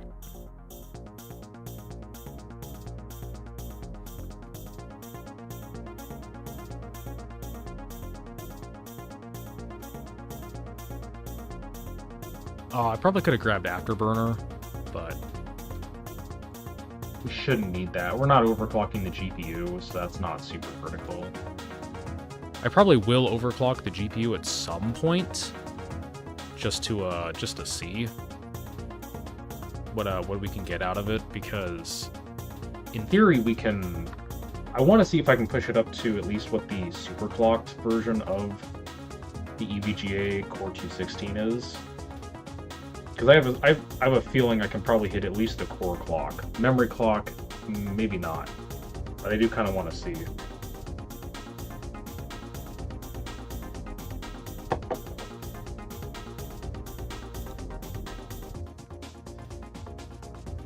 that's like slightly better. I think it gained like 2, maybe 3 megabytes a second fast more.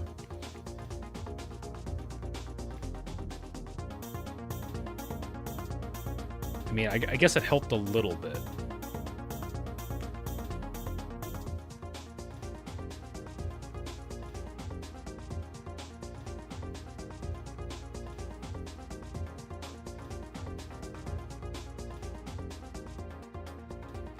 Yeah, it's all just like slightly faster.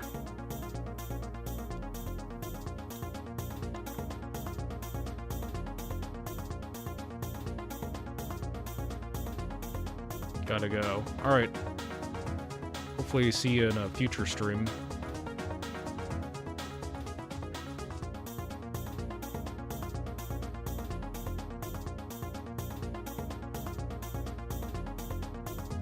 Yeah.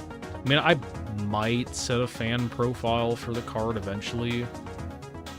I don't think it'll be that necessary, though, because during my testing of the card, after I, like, delidded it and stuff, the fan does a pretty good job keeping it at, like, the high 70-degree range, which is not bad.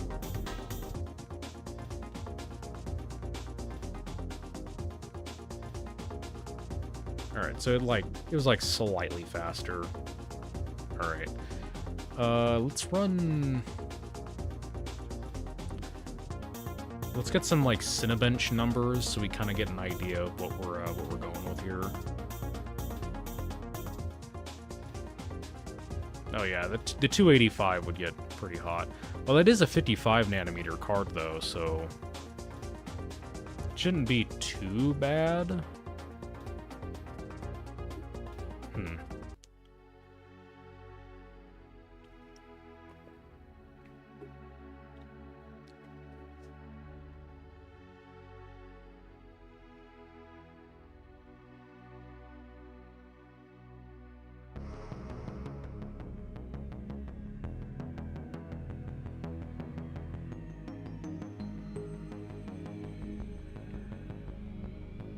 630 absolutely demolishes a Pentium 4.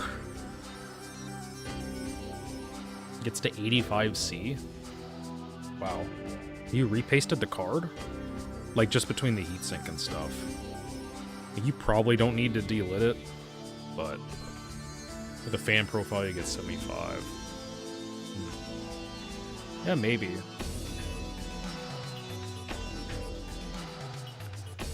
So 630, 1172. We'll just kind of keep that in mind.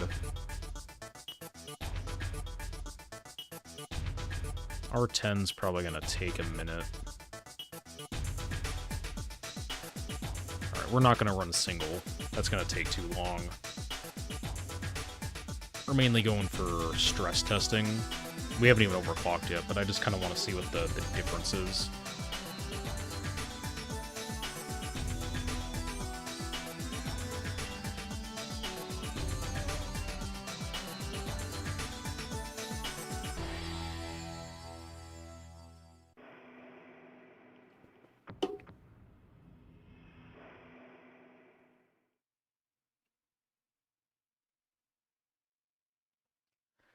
Oh, I'm gonna need to download HW info for measuring CPU temps. That'd probably be helpful.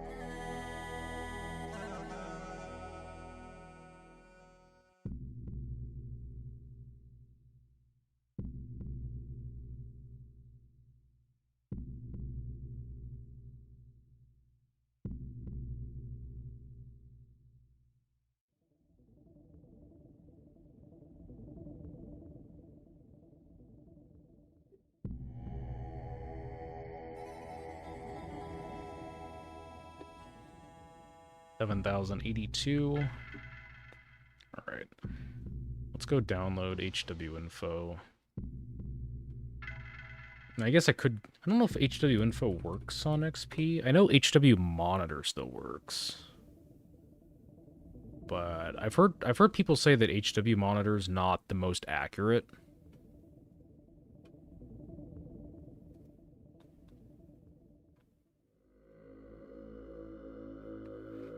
Let's see.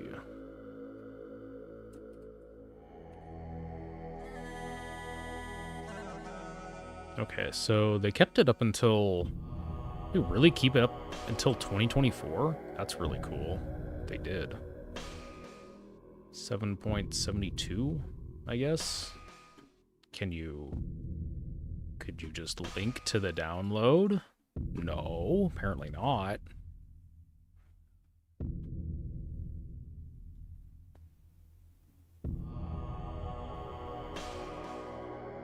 There we go.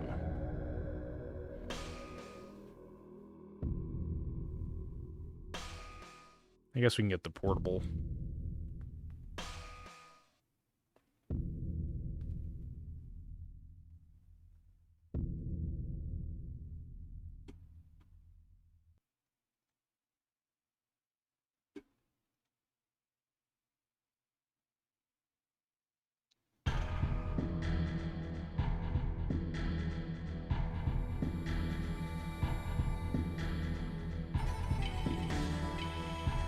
Just do sensors.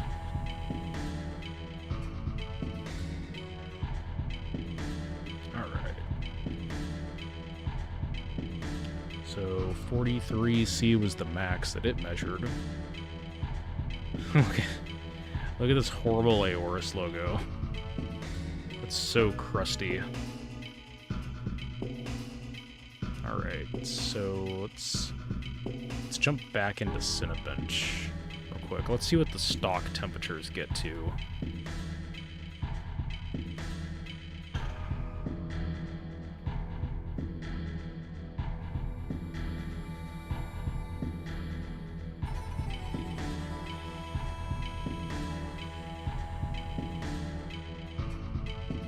Into like 46. That's not bad.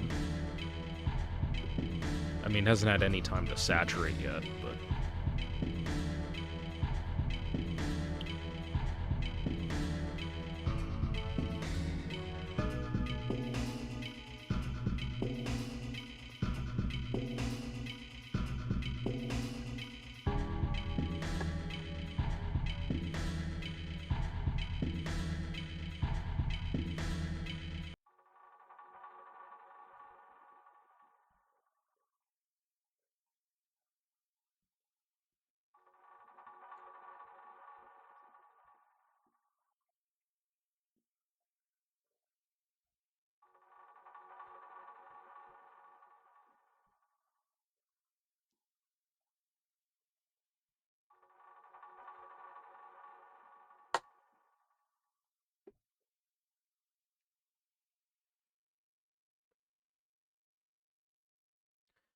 It's doing pretty good. It's not even up to like 50 yet. So yeah, we got tons of headroom. All right, well, I guess let's just go for it. Let's just start overclocking.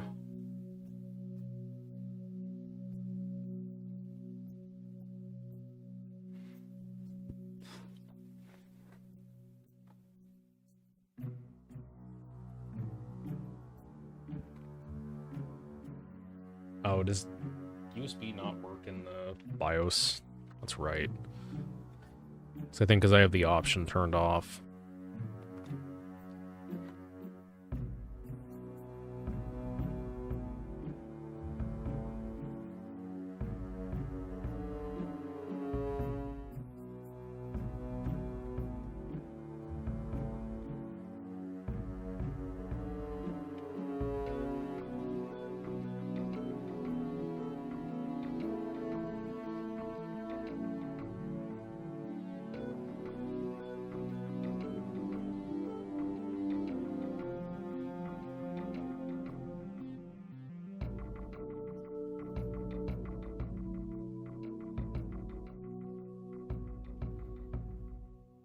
We've only been streaming for 2 hours. I feel like for some reason, it felt like it was a lot longer than that. Yeah, it's only 2:30. I feel like we've made more progress than we did in the last stream. At least faster progress. Alright, so... Robust graphics booster? I didn't even notice that. RGB? We have RGB? Real?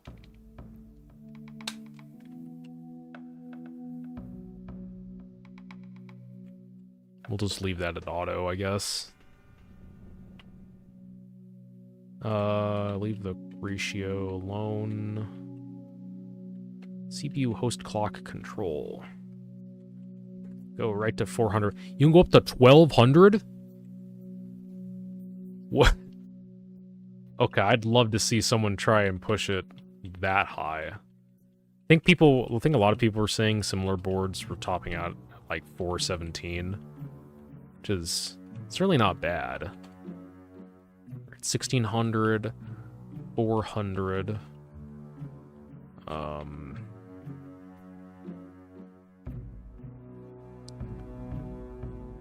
We're not gonna touch this. If we run into weird stability issues, then we can't get the core to be stable, like even more core voltage, then we can crank this up a little bit.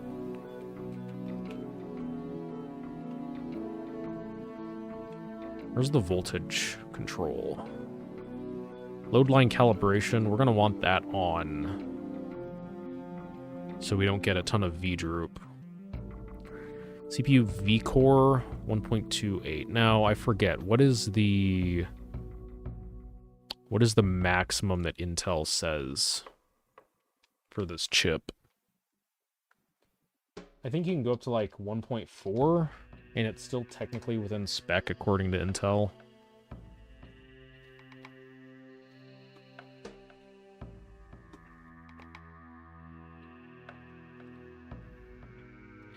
Which I don't think we'll need to even go up that high, but...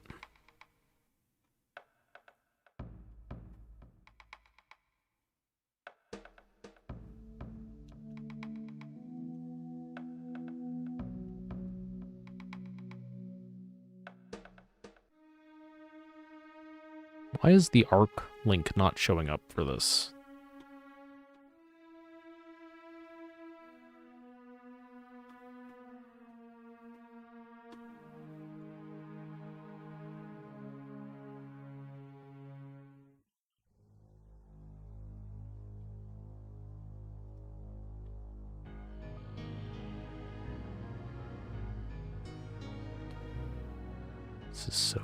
This is so dumb. Intel, why?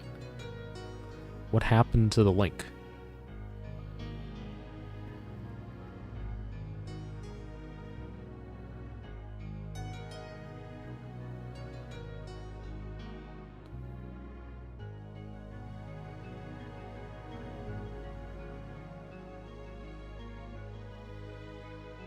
I guess we'll just look at tech power up.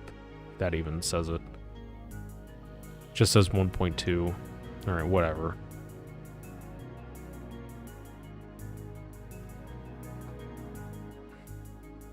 ARC has been broken for like a week. I really hope Intel actually does fix it. Because knowing their track record about keeping legacy stuff up on their website is not good. I really hope they don't screw this up and delete it.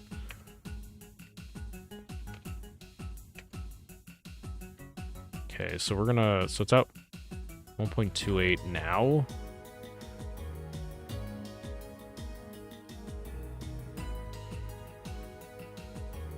Why can't I just type it? Why do I have to scroll through the whole thing?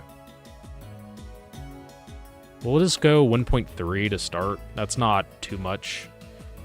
I don't remember it being like, I don't remember it needing that much on the other system before it started being unstable for some reason. Can probably leave this alone. We might need to bump voltage up on the MCH, which is the North Bridge. We can leave it at auto, I guess, just to see, I guess.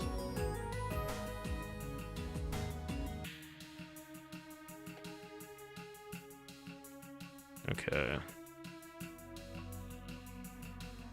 Let's just see what that does.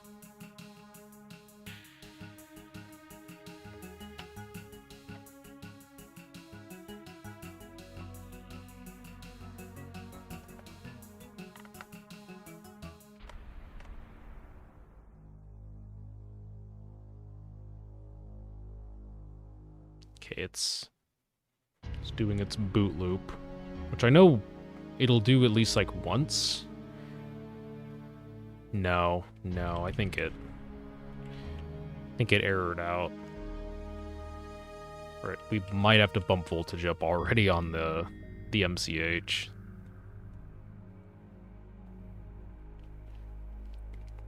Or, oh, it didn't. Well, it didn't throw up the. Oh, there we go. Okay. Set that back to 10.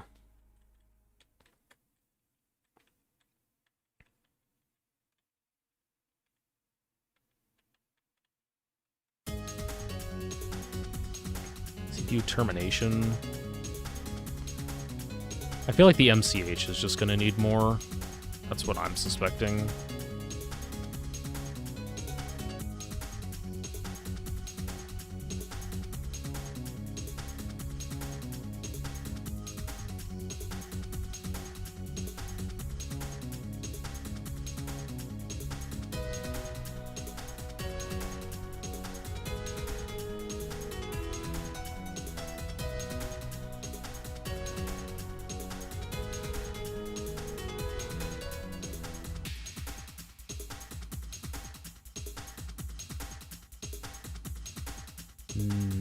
Did it?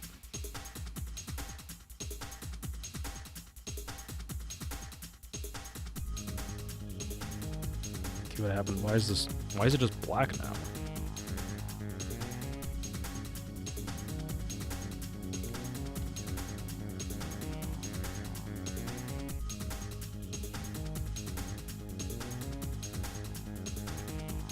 Okay, it's... Oh, there it goes. What? Yeah, huh. What does it want for more voltage?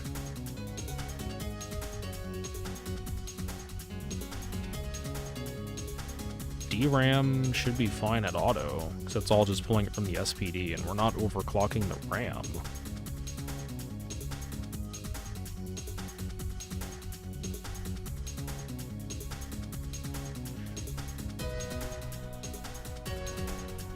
The ICH is the south bridge, and that shouldn't be affected at all.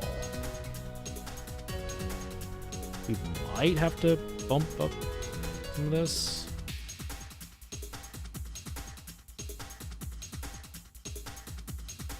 RAM gets more clock while you have higher FSB clocks. Well, the thing is like, the memory is running at 1600, which is correct. Try giving the RAM more voltage? I mean, 1.5 is already, like, okay, I think, for DDR3.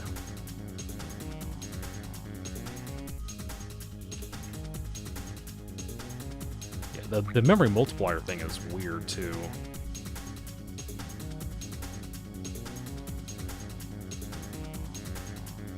Like, what are these options?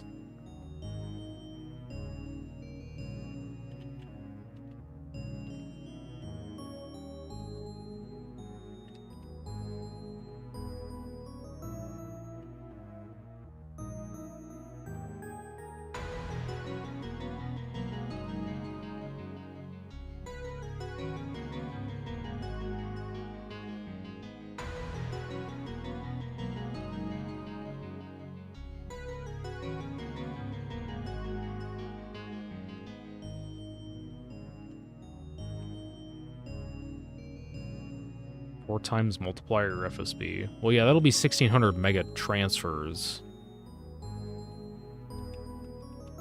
So that would be 4 gigahertz at 10.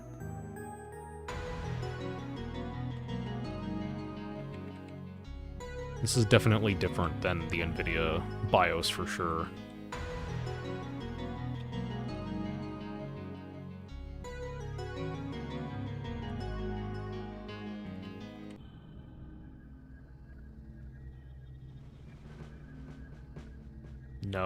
No what?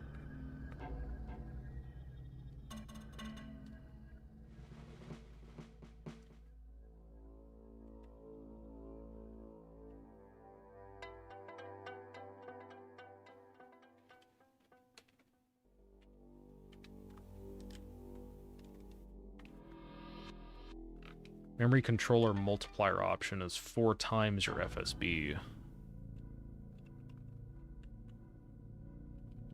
Is it? Auto. I mean, is there just a...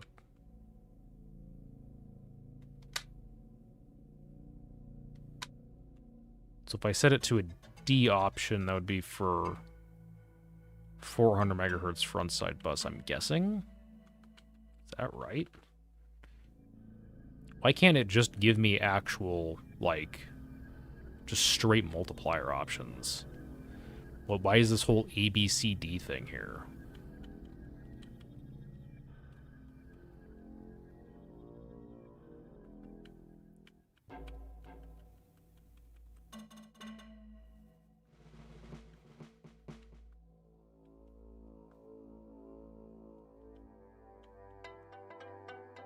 I'm guessing 4, then? 400. I'm trying to... What's a 4x multiplier? I'm guessing that's what that means. 4 times 4 would be 1600. But is that 1600 mega transfer or megahertz? Because if it's megahertz, then that's running the RAM way too fast. But if that means mega transfer, then that is correct. I guess we'll try that. Just see if it actually boots now.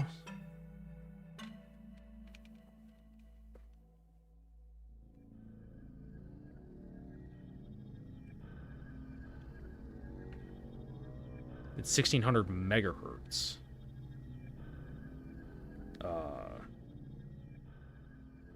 Is there not just a 2 option? There's only 2.4. I don't want to run the RAM at 1800 or something.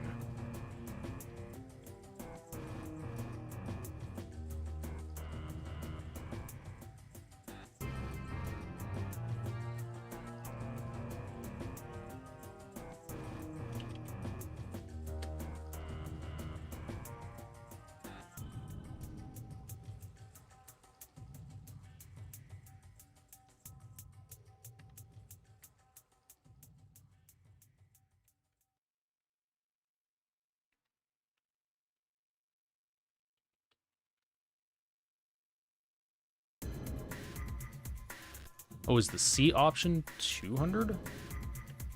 Would that be 2x? Cause like,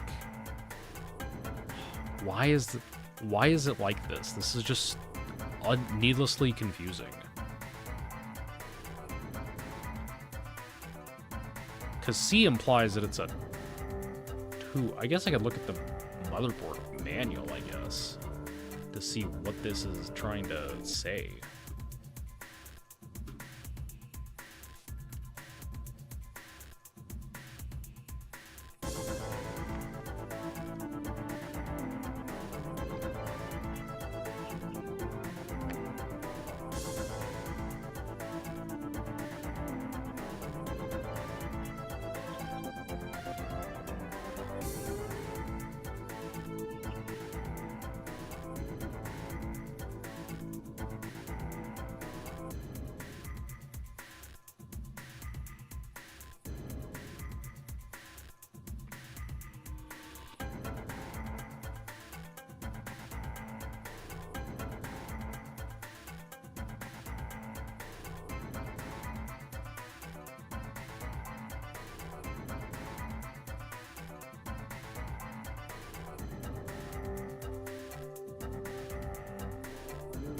Manual was taking forever to download.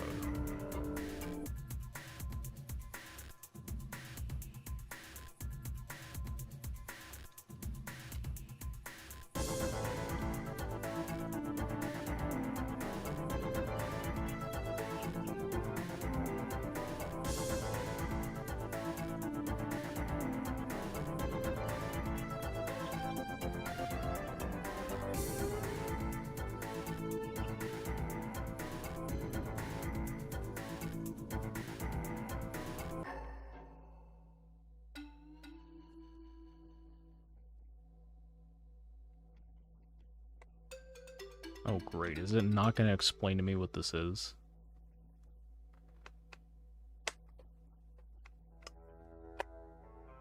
System memory multiplier.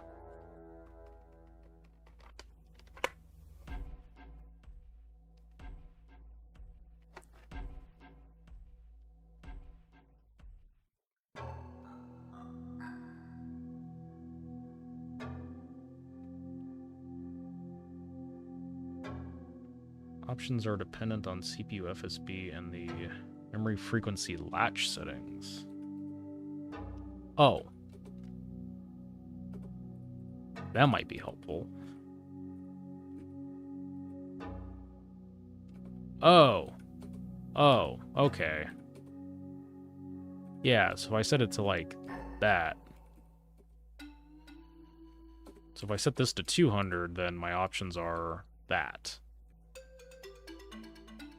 But if I set it to this, then I'm locked to this. And that's a 2. Memory frequency megahertz. But I think they mean mega transfer, because then that'd only be 800 megahertz. Right? Yeah. Well, let's see if that changes anything. I have a feeling it won't. MCH frequency, change it. Was that an option? I don't remember seeing that as an option.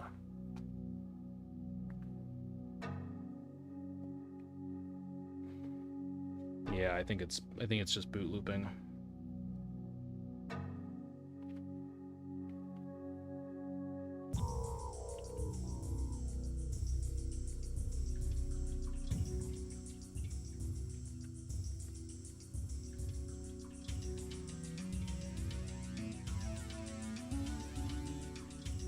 What should I change? You talking the frequency latch? Do I have to put this at 200? Well,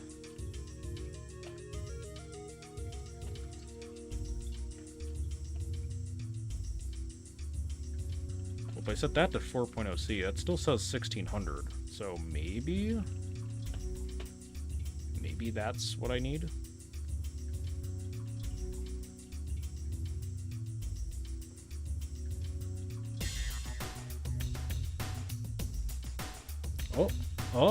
Oh, I think that might have been it. It didn't boot loop. Booted right into it the first time. Okay, so that's what I needed. So I had to set that to 200. So I can run the RAM at 1600, but our front side bus is still running at 400. Okay. Okay. Weird. I don't really know what the latch means. Hopefully that's not like gonna bottleneck the performance or anything.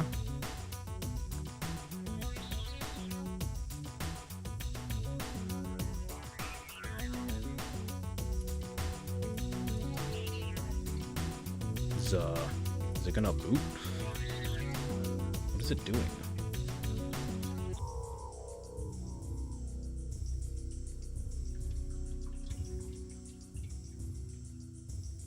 It's like I can't find the boot device. It's just doing nothing now.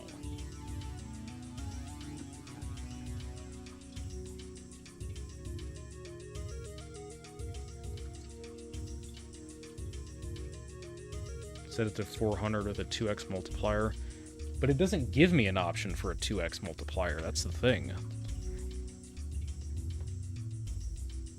It doesn't matter what I change it to. There's just no 2x multiplier in general. There's only like a 2.4.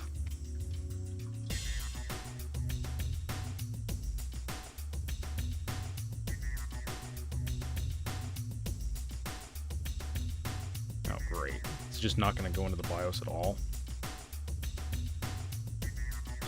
I really don't want to have to clear CMOS. I don't even know what it is.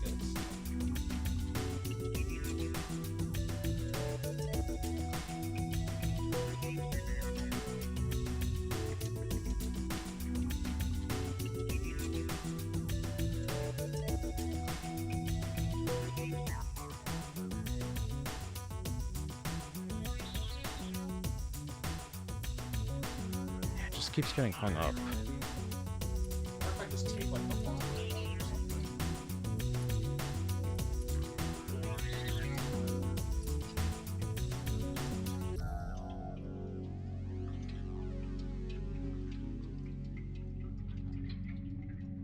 Maybe if I don't try to go into the BIOS, maybe it'll boot.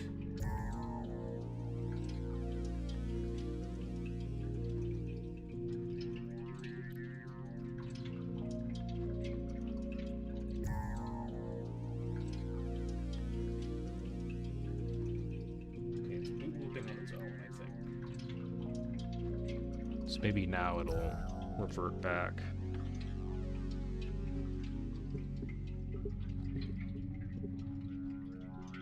Nope.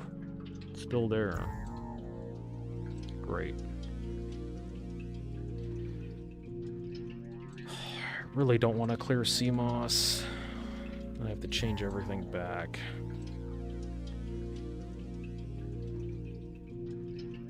Yeah, now it's just like boot looping.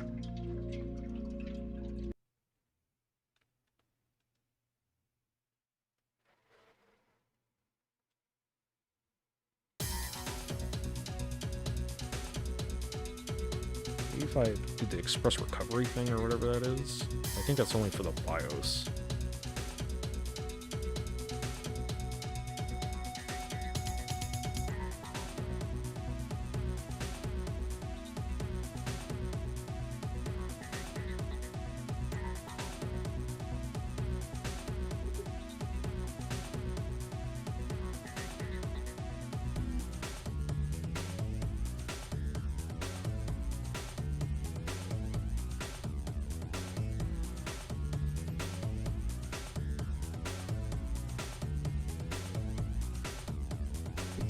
I literally can't. It's a DDR3 system.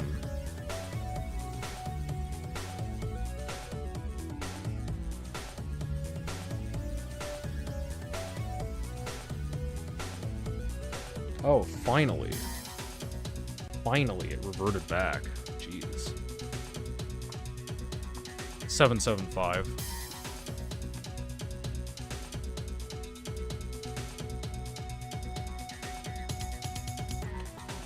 That's at 400. Oh, now it has 2? Alright, we'll see if that works. It says 800, but maybe it is actually megahertz, not mega transfers. We can always check in CPU-Z if that's correct or not. Okay, well, it is booting. Well, I didn't think that's what it meant by 2x. I assumed the BIOS was just, you know, because everybody always gets megahertz and mega transfers wrong, and I've seen it be put wrong in BIOSes before, where it's like, oh, it's actually talking about mega transfer, not megahertz.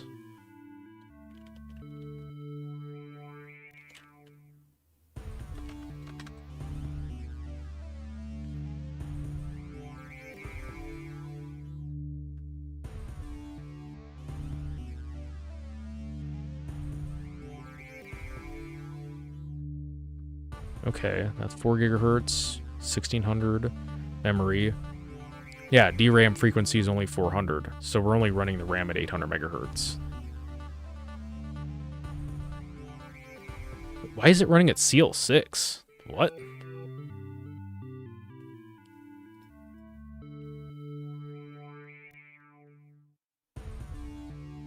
Seven. It doesn't even have a spec for that.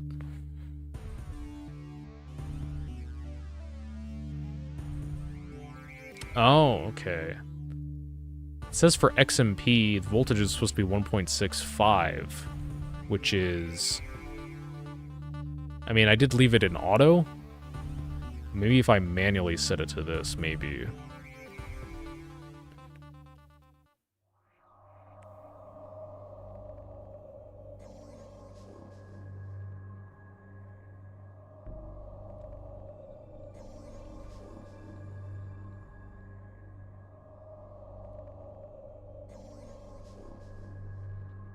Yeah. Well, this says the FSB and DRAM ratio is 1:1.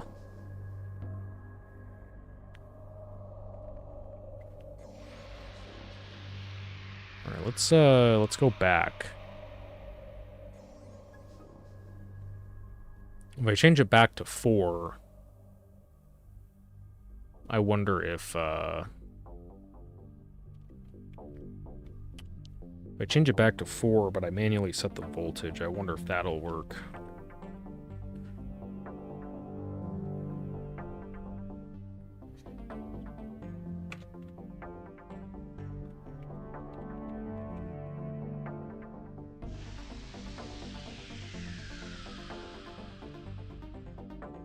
Well, there's not a 1.65 option, so we'll go 1.66.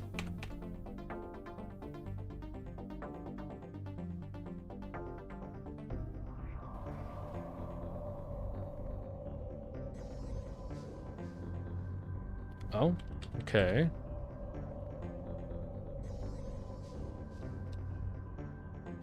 No, it's getting stuck again. Great.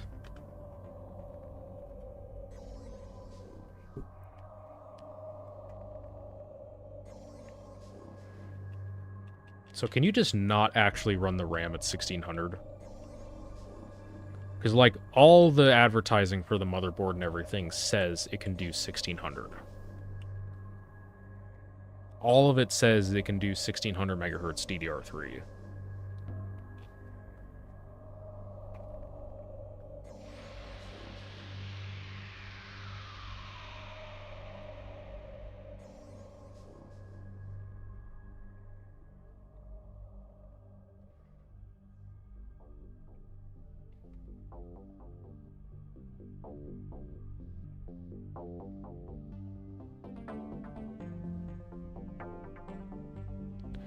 Nope.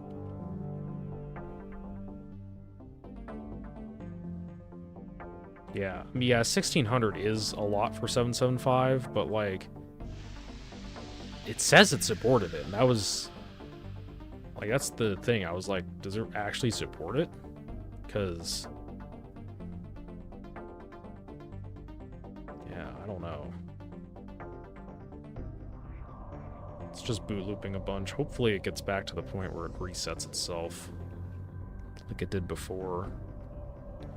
I think it just has to boot loop, like, a bunch now before it actually wants to reset itself.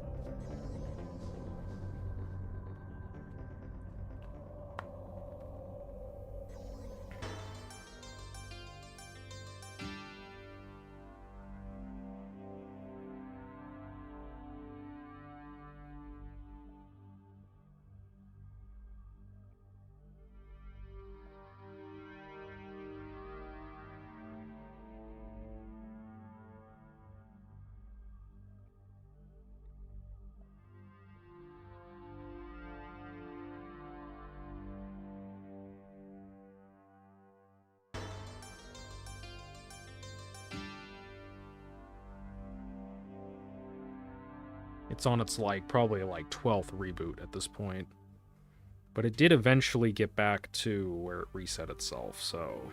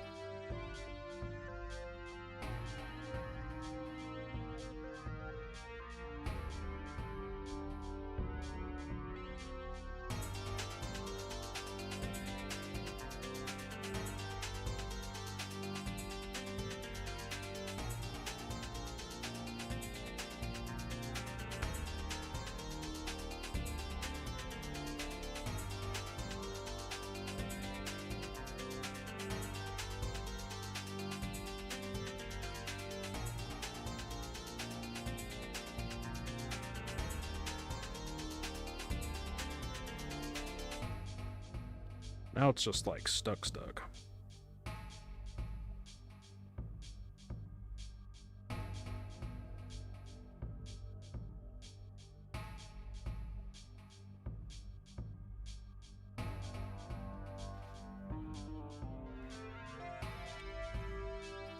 I think it helps if I, like, turn it off.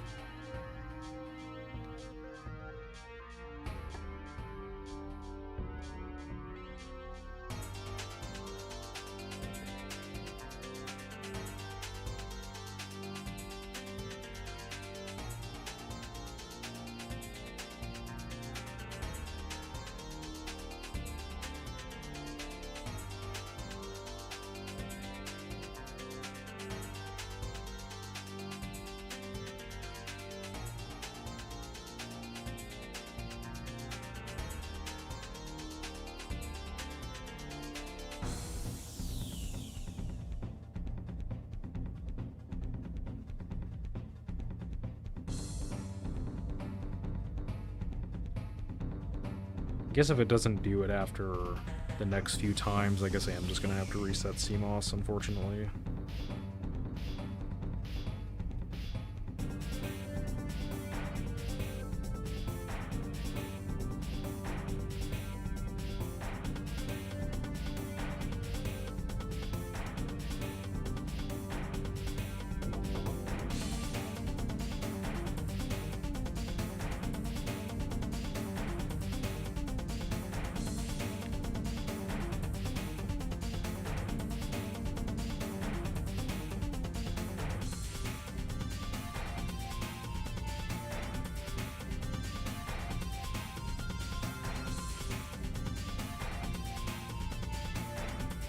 Yeah, I've been pressing delete on this screen a bunch, and it usually just, like, hangs still, or doesn't do anything.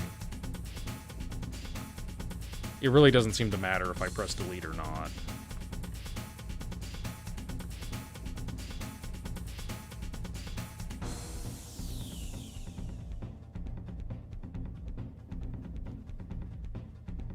Yeah, I think I'm just gonna have to clear CMOS.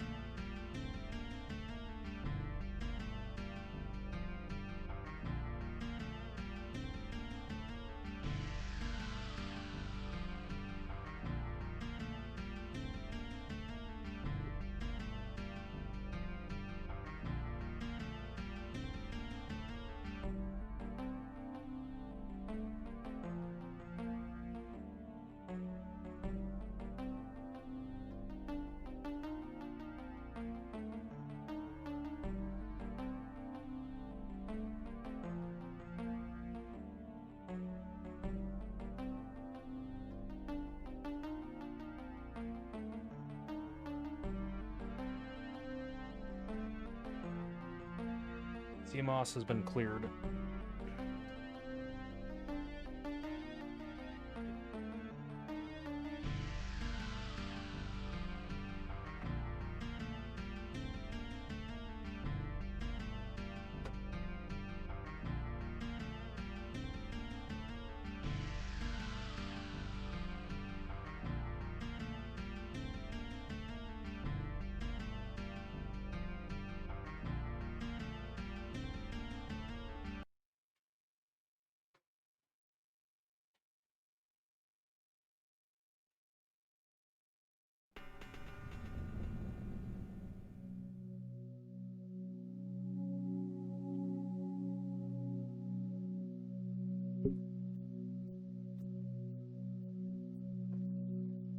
All right.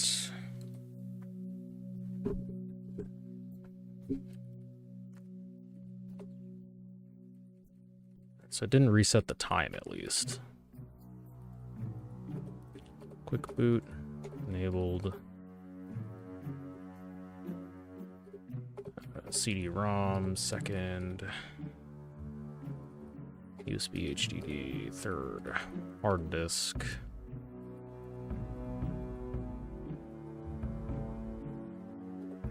Don't want that.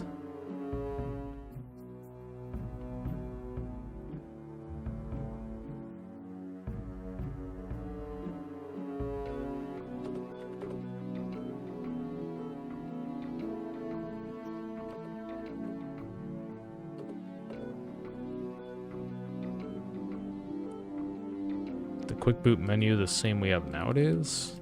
I don't know. Probably not. This isn't UEFI, so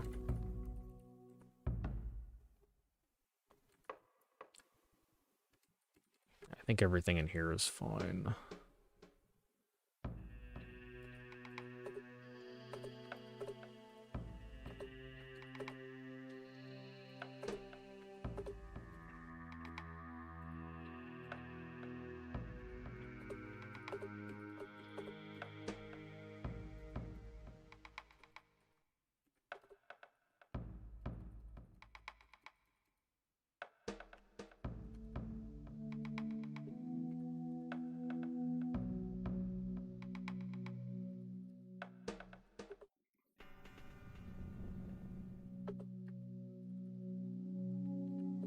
I think that's most of the stuff we need to take care of. Okay. Can't turn that off. Alright. So let's... I guess we'll try to aim for memory at 1333.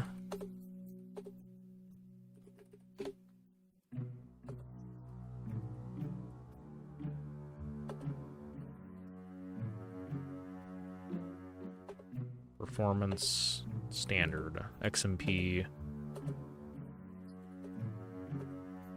Well, that doesn't change. Okay, yeah, so that doesn't change timing settings. So we can leave it at auto, I guess.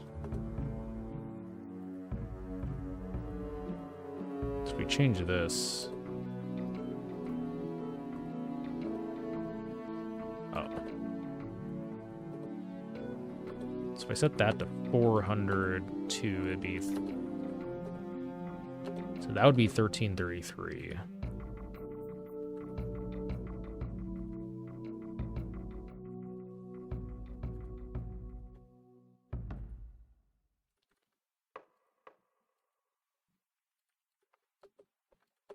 That'd be 1600.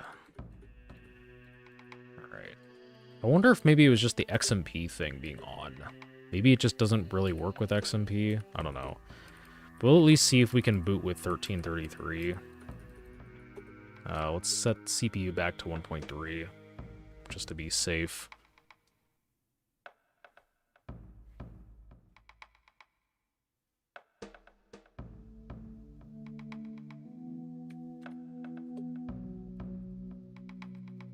And should be able to leave everything else, I think, the same. Cannot use XMP while doing OC. Yeah, that might be it. We'll just see if it can do 1333.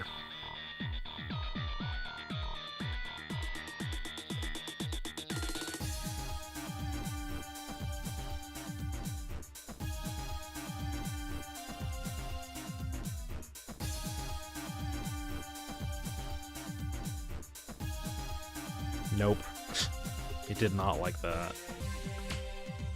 I don't get what this thing's problem is.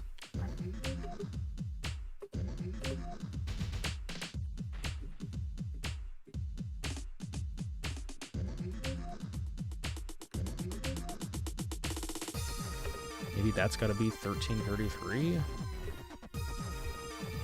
be 1280. That's okay, that's weird. 266? No. Oops. That's 200. I only have an option of 4.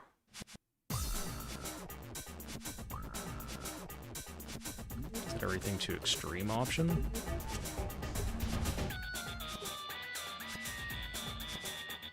Yeah, I mean, it does say standard could improve stability, so I kind of want to leave it at standard.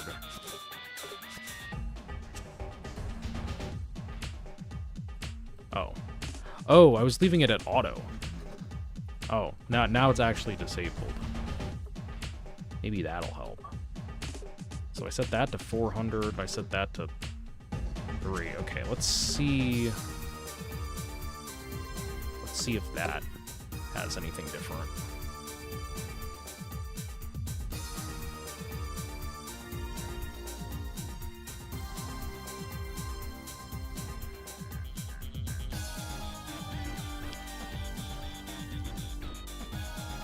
No, I don't think it's gonna work.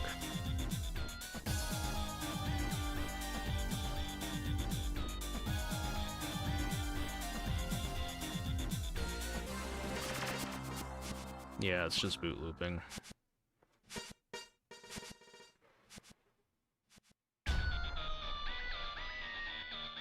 I'm gonna be really upset if it doesn't work with 1333, because that's ridiculous. That'll act. Because if I have to go down to 1066, it's actually gonna be slower than DDR2. I hit delete. Why did it not go into? Why did it not go into the BIOS?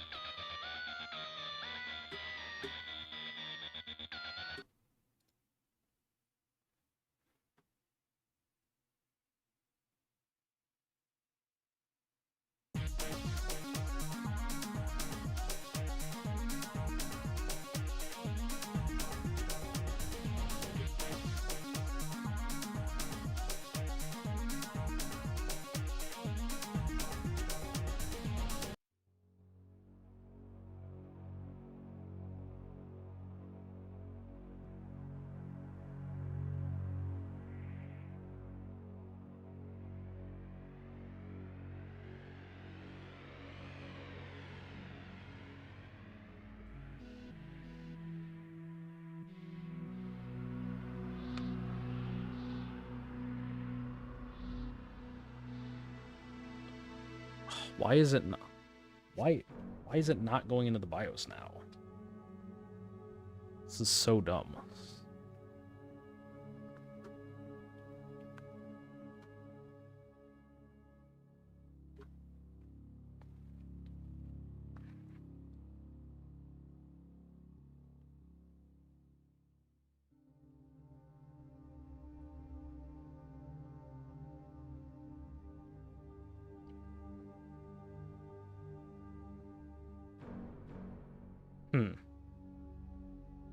I mean, I had Quick Boot on before, and it didn't have an issue like this. I guess I can just turn off Quick Boot. Maybe that also is causing some of the issues. I don't know.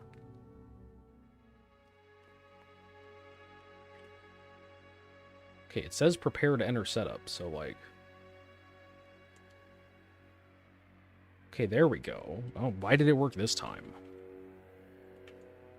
Alright, we're disabling Quick Boot.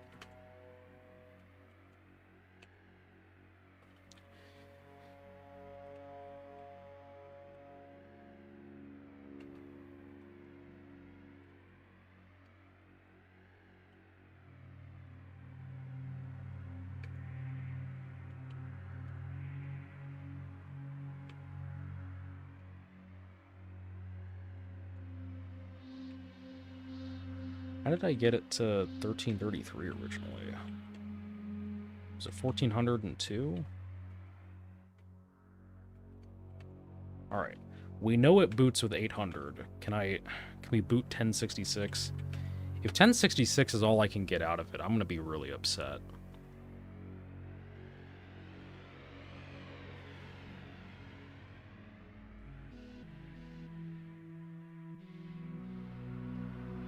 It'll at least boot with 1066. I'd better be able to get away for it to go at least 1333. Because 1066 DDR3 is going to be a lot worse than 1066 DDR2.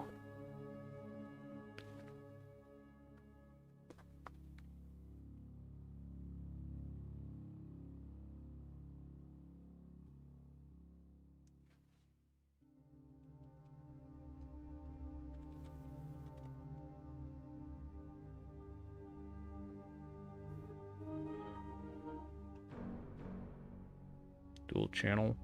But did I? Oh, I think I left IDE enabled, technically.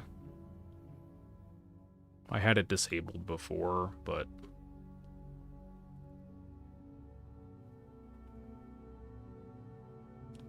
have to set it to extreme. I guess I'll set it to extreme just to see what happens.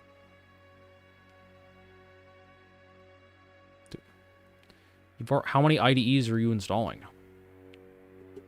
Yeah, so this is 1066.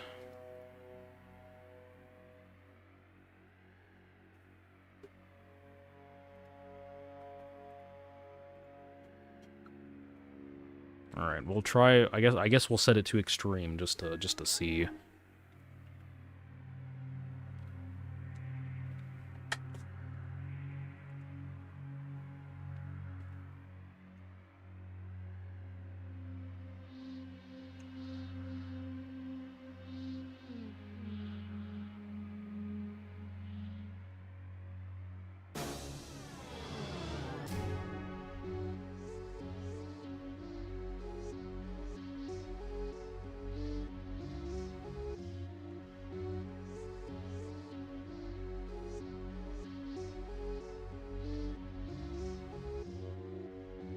Do I just go straight for... I'm just gonna see. If all I had to do was set it to extreme, I'm gonna be upset. Probably not. I doubt that. But...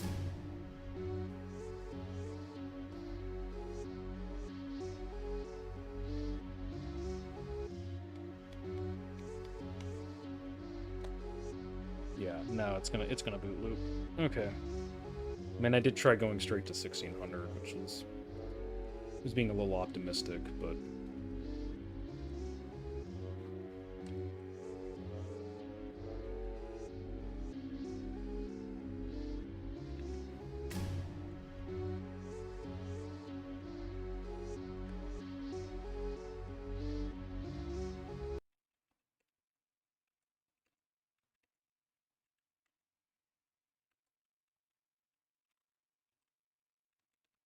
if I set that at 400, it's set to auto. What runs it at... Wait, what? It's set to 1400 but it says it's going to run at 1333? But if I set SPD enabled, then... yeah. Goo, it's bad. Things are not going well.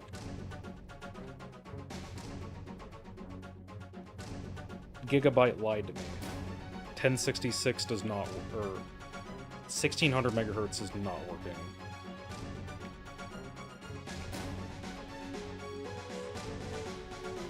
Why is it set to 1333? XMP was disabled.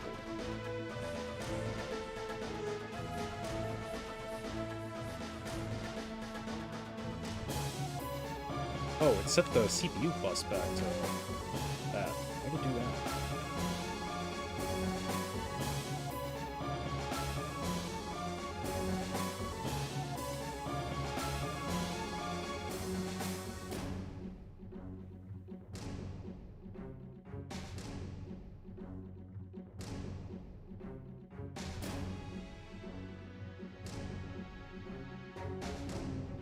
Yeah, I don't think it can even do 1333.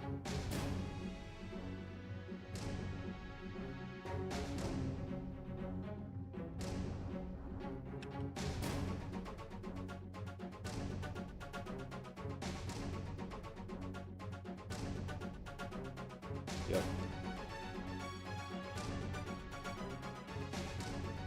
It's the RAM. I mean, I've used this RAM in other systems before at 1600, and I don't think it ever had issues.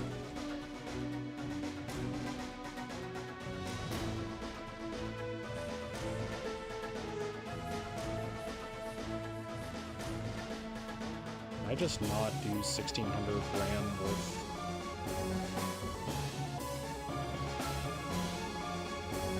the bus at 4? We're trying to run the bus at 400. Is that it?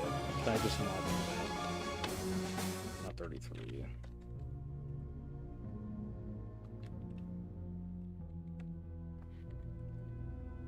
I wonder if I set the RAM to... It's so weird.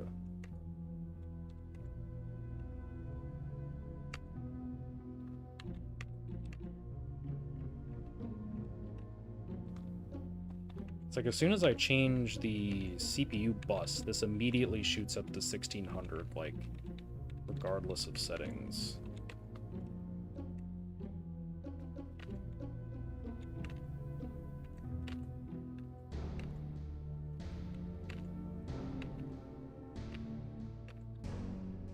Huh.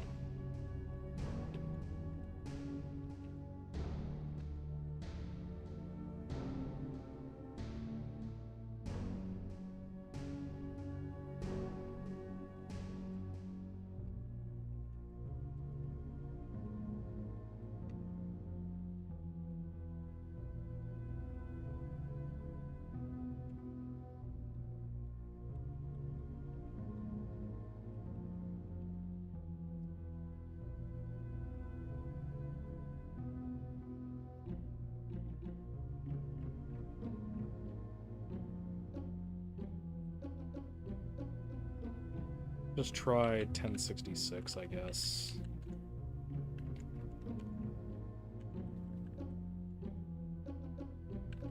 $400, 800, 1066.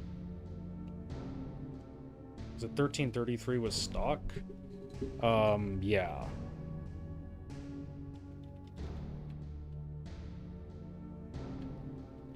But as soon as I set it to 400 on the CPU bus, it didn't work anymore.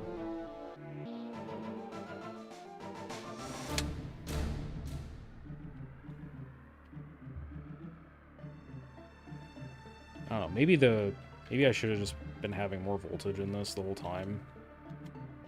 I don't know.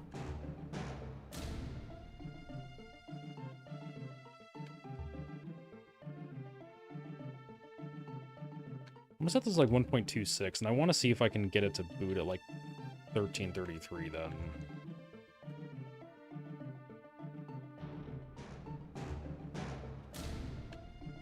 I'll put that back at standard just to be safe.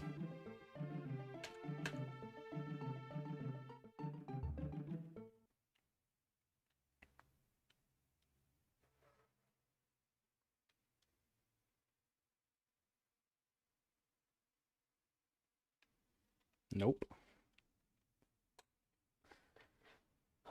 Trying to think like what other RAM I could even put in here.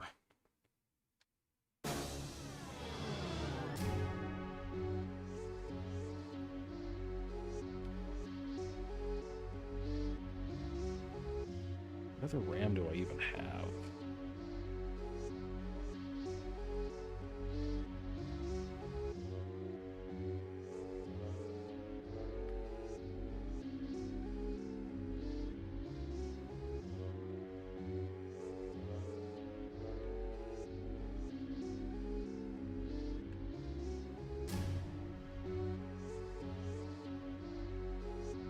So I set this all back to auto. Oh.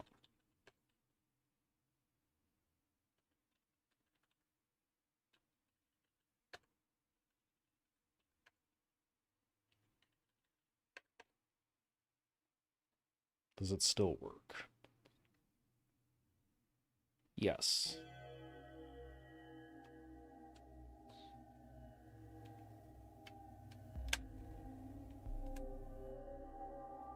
So it's just as soon as you Raise the CPU bus, I think.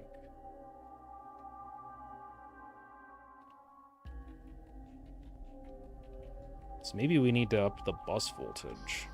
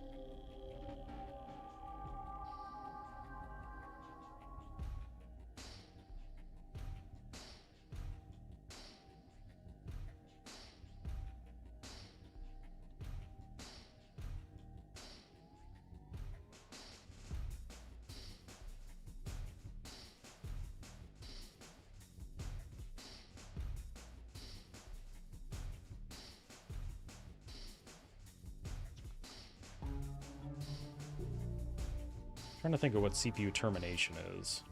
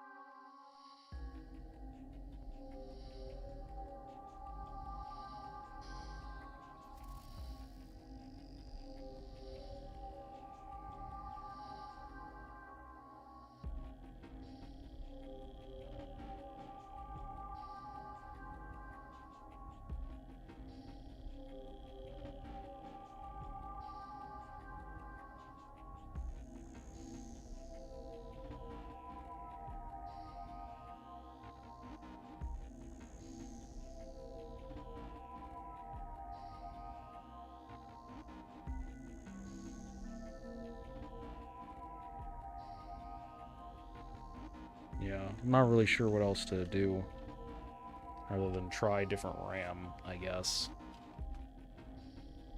Guess I'll go look at what RAM I have, but I don't think any of it's great. Or it's gonna be at least as fast as this, I think.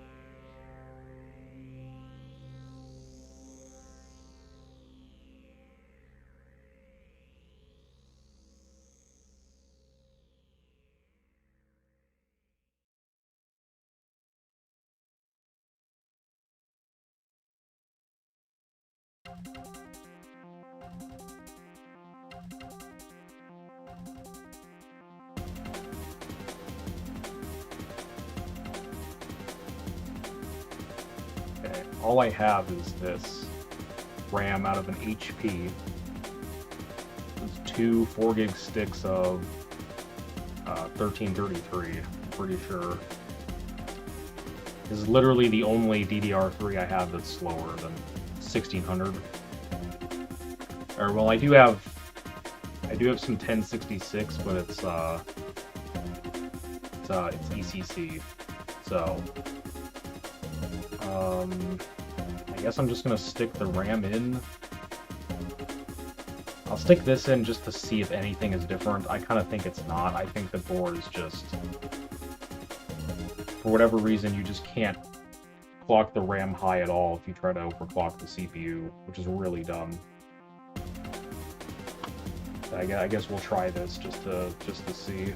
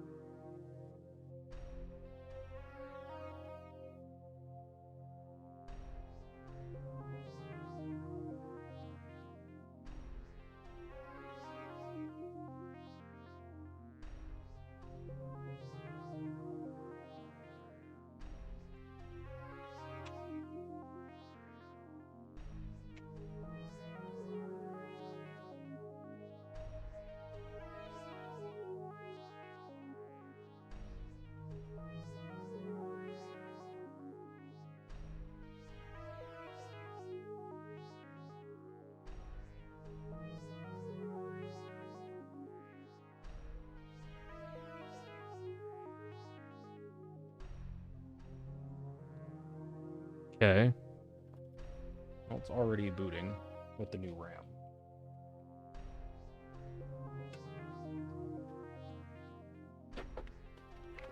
All right. Let's see now.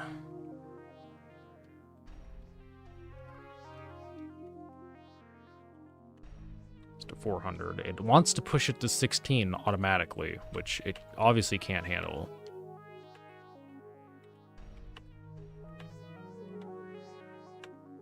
Let's try to run it at 1280. That's so dumb. I'm not going to run it in single channel. That's dumb.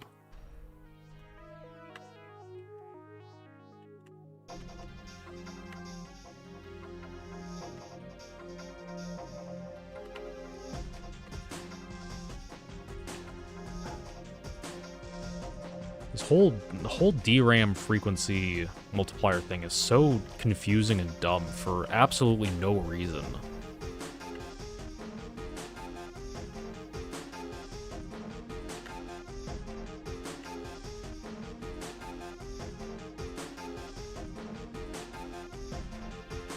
Alright, let's try to run it at 1333. I'm not going to run this system with one stick of RAM.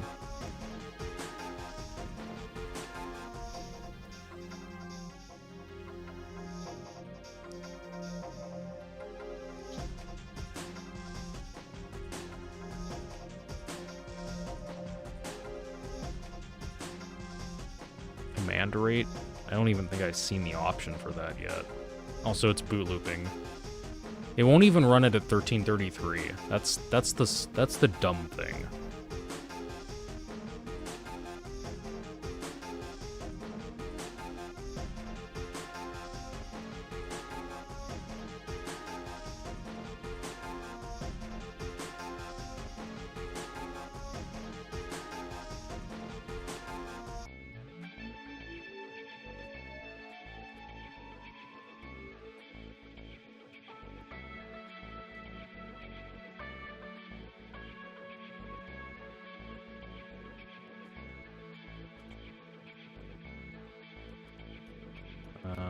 Where even is the command rate?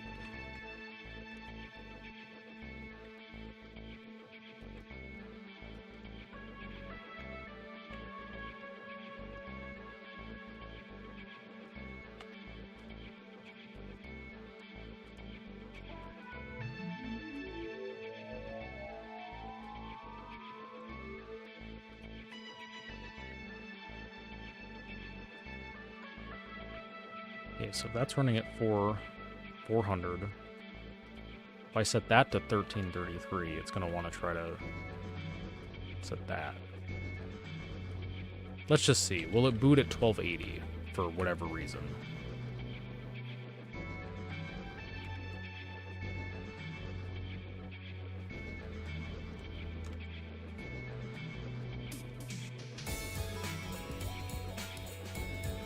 No, it won't even do that. As soon as you touch the like MCH frequency latch thing or whatever, it just immediately gets upset.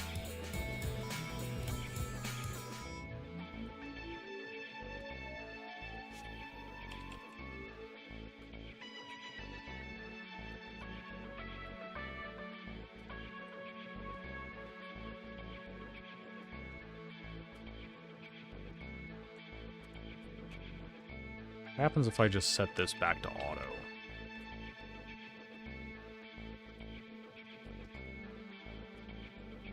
Will that work? It's like I have no idea where command rate even is in here. I have not seen it at all. It's not in there. If I go manual, it's not here. Advanced timing control. Oh, command rate set to 0. Oh, if I go into auto manual. Oh, okay, there we go. Command rate 0. That might be. I think 0 might be way too low. Maybe if we try that.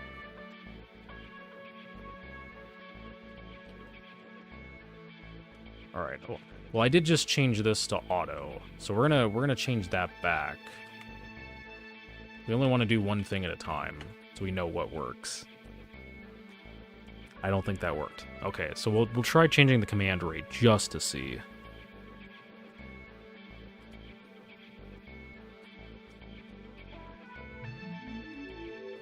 I mean, you'd think the SPD settings would have already set it to a command rate that it would like, but maybe not.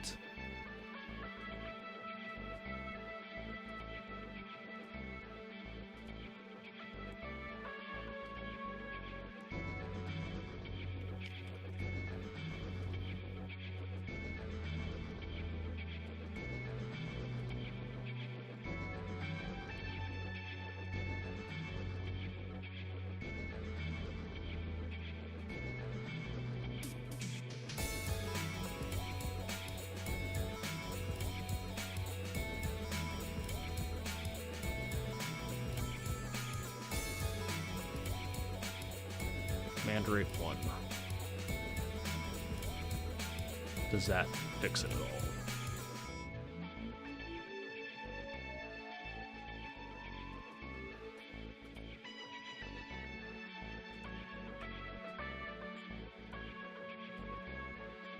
Nope.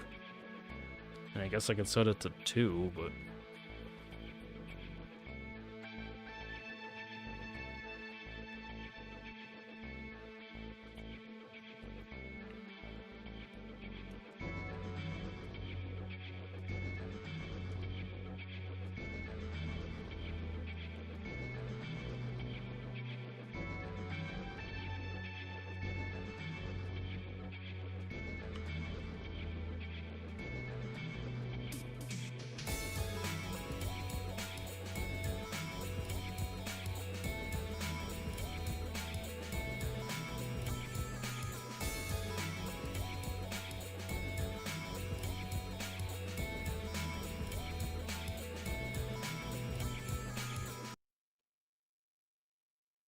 Yeah, well, this RAM doesn't work with 1600.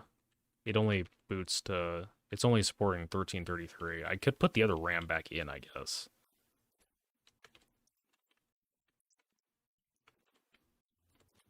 2.6. Let's just see if 2 works.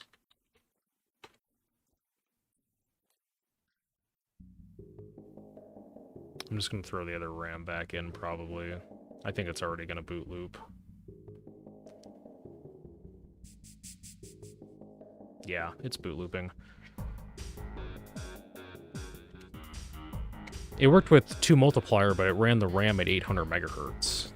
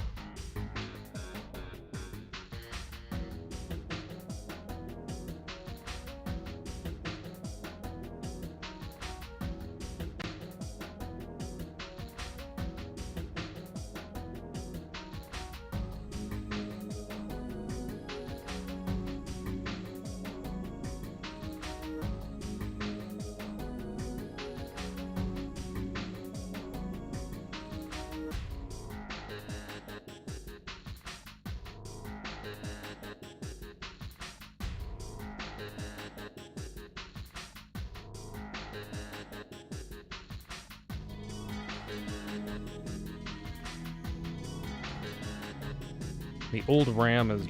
The original RAM is back in now. Yeah, I did set the command rate to 2, and it didn't change anything.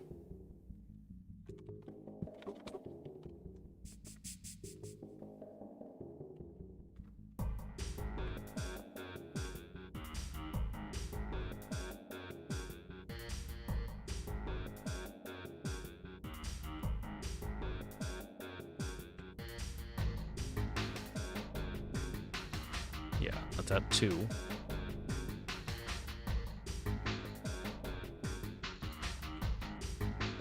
I think it'd be really funny if it was just the CPU voltage wasn't high enough the entire time. That'd be really funny. Wouldn't that be something? That'd be really hilarious.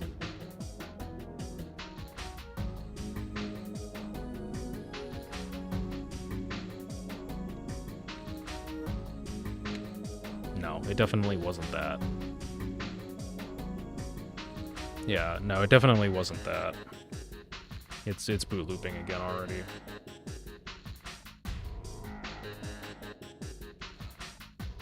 That's the thing that's so aggravating. It won't even work at 1333, which is kind of like the stock speed of DDR3 for like most cases. Like, I know technically it's not the default frequency, but like at the time everyone would have been getting 1333 with this board, and it doesn't work. Well, at least you can't overclock your CPU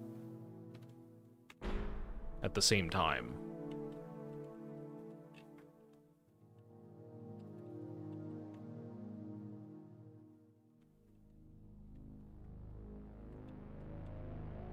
All right, let me...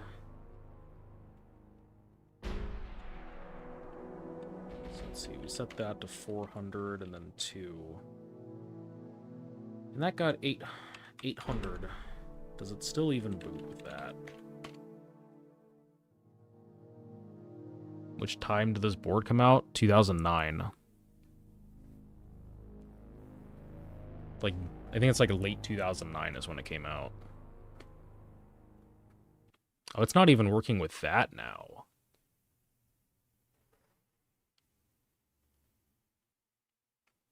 Yeah, it's not even happy with that, and that's how we got it to boot before.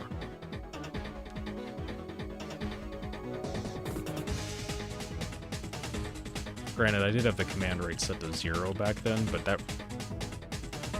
Why would setting it lower make it better for this? That wouldn't make any sense.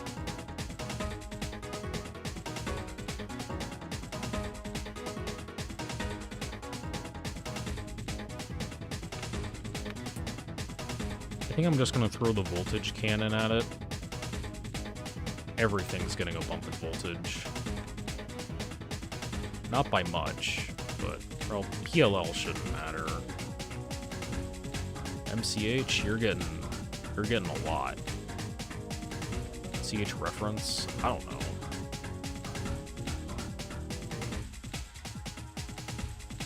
DRAM, you're getting set to 1.6.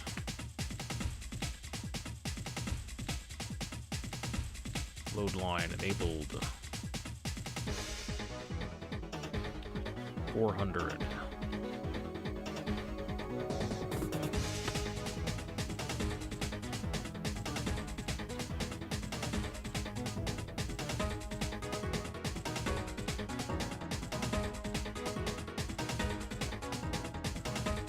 Oh. Okay, well that might have worked. That did work. It's not complaining. Okay, all right. We might be onto something. What's the max voltage you can set the MCH at safely? That's what I want to know. I'm gonna look that up.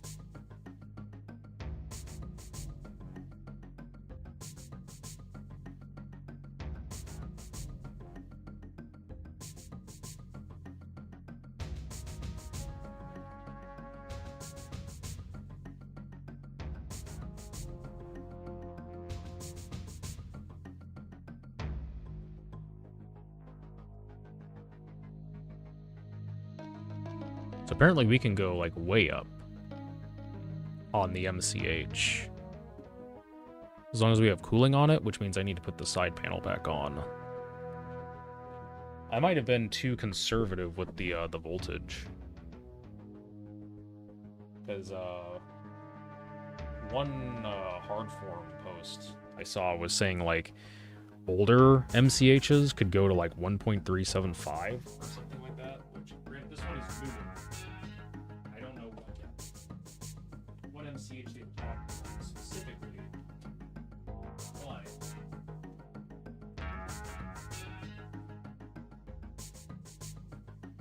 if we crank the voltage and it starts booting, then I think that kind of answers the question.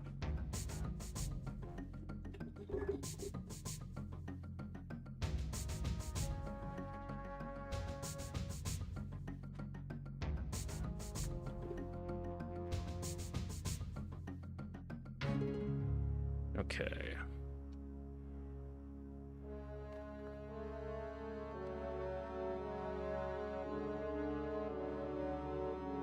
We're gonna see.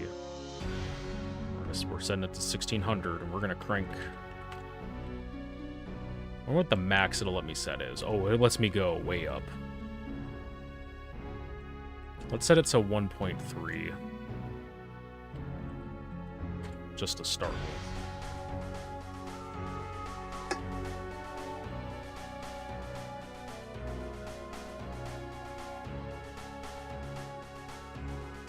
Oh? Oh? Oh?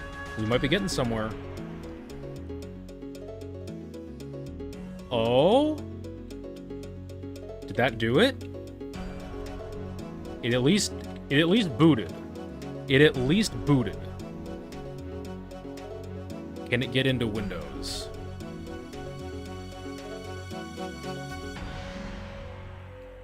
I'm really upset that I wasted all that time and didn't investigate. Oh, I wonder how much voltage I can push into this.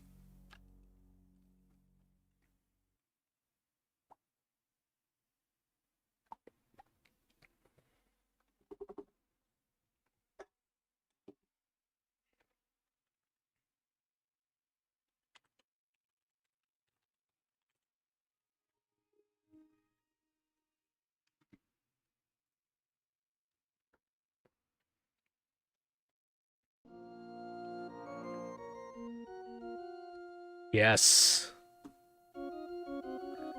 Nice.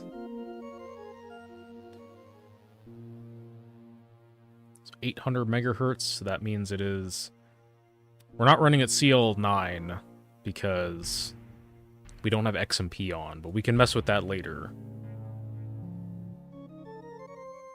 It at least booted. Alright, let's see if it can survive at least a Cinebench run. And then we'll start dialing more stuff in.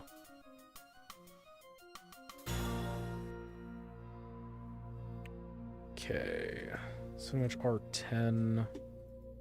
And we need hardware info.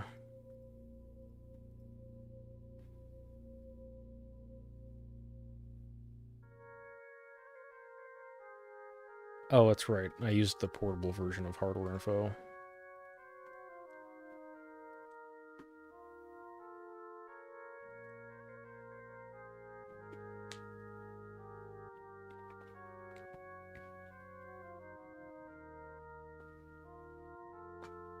Okay. It's virtual RAM timings. Okay, motherboard temp. Is that the MCH temp? I'm guessing it is. So V-Core. Does it have CPU or does it have chipset voltage monitoring? It might not. The DIMMs. Okay. Guess we'll just monitor temps just to see.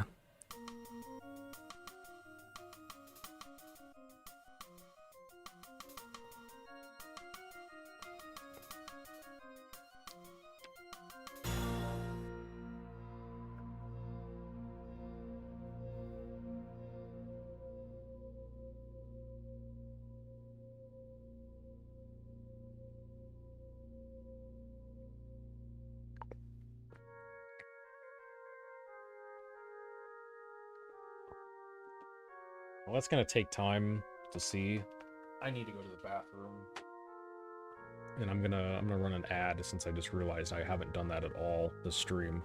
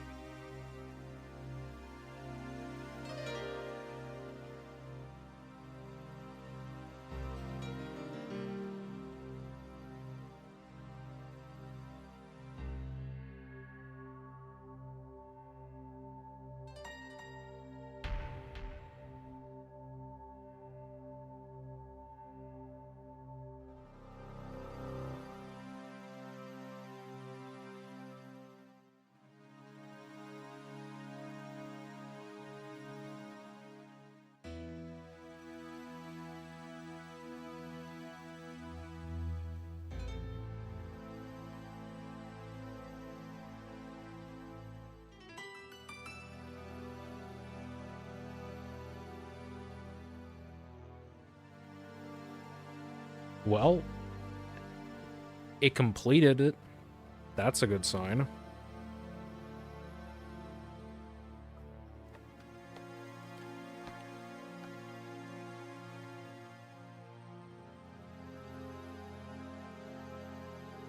I guess we'll reboot and let's at least get the timing set.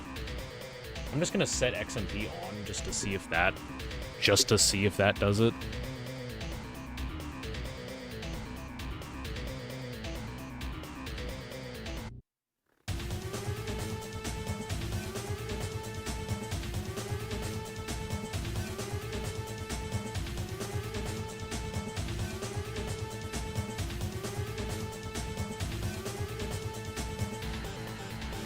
It's been 3.5 hours. Jeez.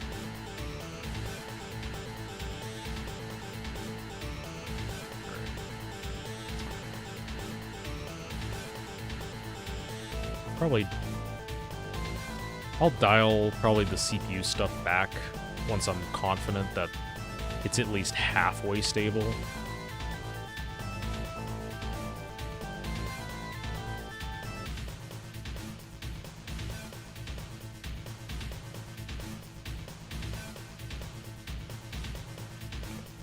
Oh. Did it already reset it back?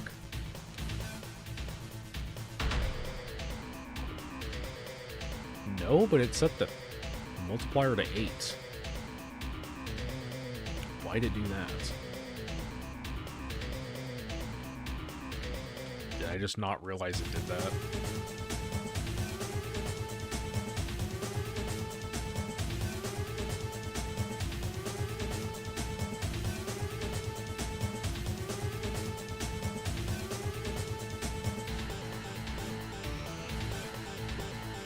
I don't know why it did that then.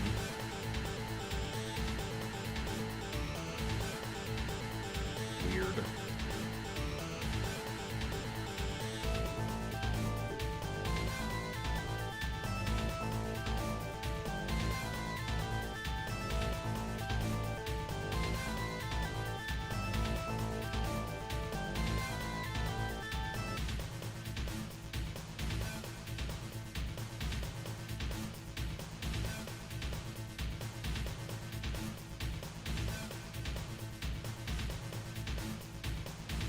Okay, alright.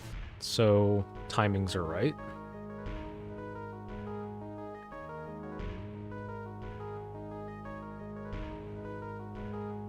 Alright, that's good.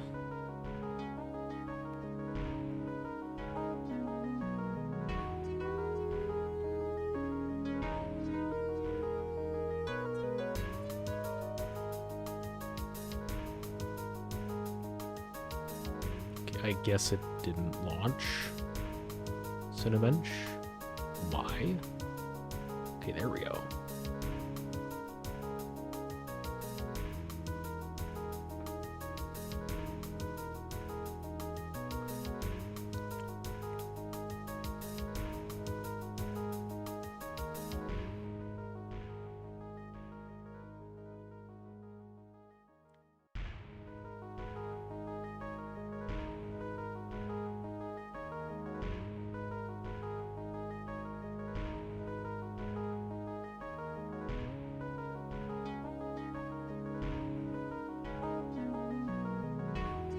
I don't think the motherboard temp setting is actually the MCH.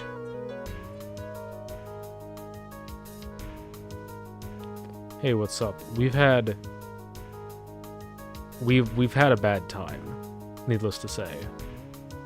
Things were not going well, but we finally figured it out. We just needed to pump a ton of voltage into it, and we're fine now. Really wish I knew the actual temperature of the North Bridge, because there's no way that's the temperature. Like, I can touch the heatsink on it when it was running at stock, and I know it's hotter than 34C.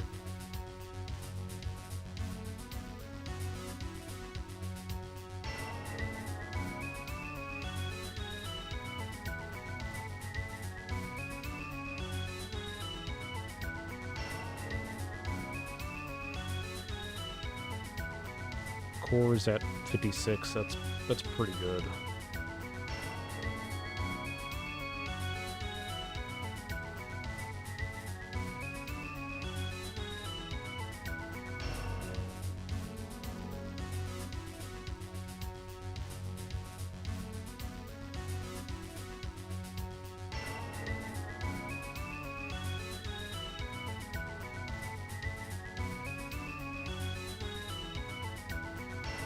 $76.57. What was it before? Like 7,000, I think. It's not a huge upgrade. I'm a little more familiar with 03 in terms of like scaling and whatnot. This was like 650, I think.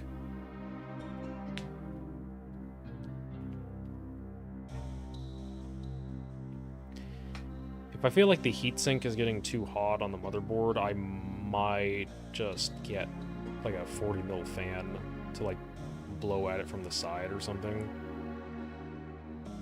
Oh wait, no, it was 650 was the single. That's right.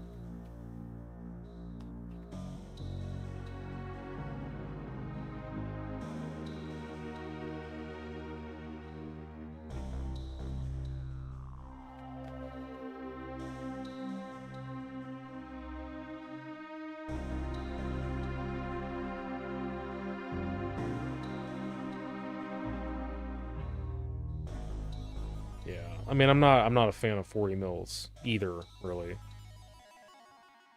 And the problem is I don't have any spare ones I could put on it.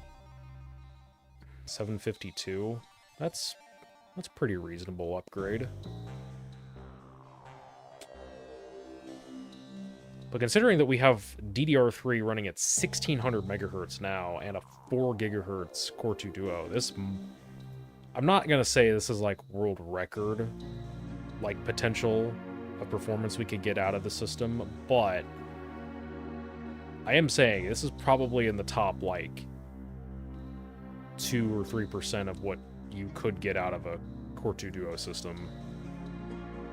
I mean, in theory, we could push the CPU even further, but I don't really want to go above 4. The sad thing is, I think if I pushed this like even just a tiny bit more on the CPU, I'd probably have a faster single thread than my Phenom 2. Which is also overclocked to 4 gigahertz. I think I have a 60 mil fan. I'm gonna go touch the heatsink because I just want to see how hot it feels. It feels like dangerously hot or anything.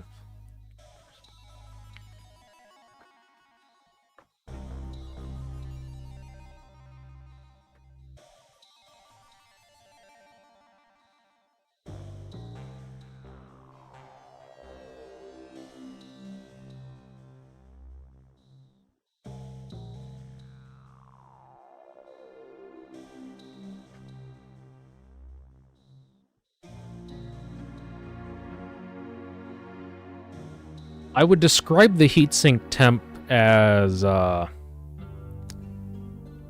you can't touch it for more than, like, 2 seconds, or you might actually get burned. So it is very hot. Even with the side panel fan blowing directly onto it. I think it might require some better cooling. The other problem is just, the heatsink is not that big. I could try to, I guess, get a different, I guess I could try to get a different heatsink for it. I think it's pretty standard, like 55 millimeter space between it. I don't know how big of one I could get, though. But yeah. I do have some 60 mil fans I could get to blow at it from the side, because that's the problem, is like the way the heatsink is designed, it wants all the airflow to come at it from the side and not from on top, so I can't just stick a fan on top and have it really work. Let me go see what fans I even have. I'm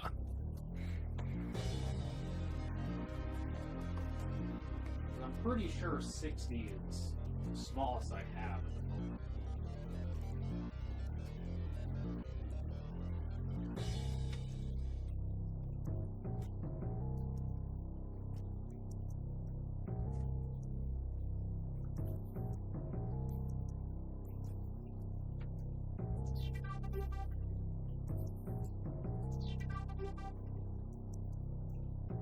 Yeah, 60 is indeed the smallest, which is going to be pretty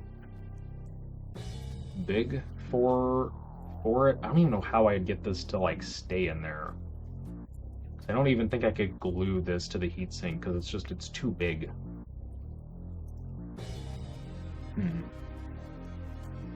That or I just try to find a better heatsink, I guess.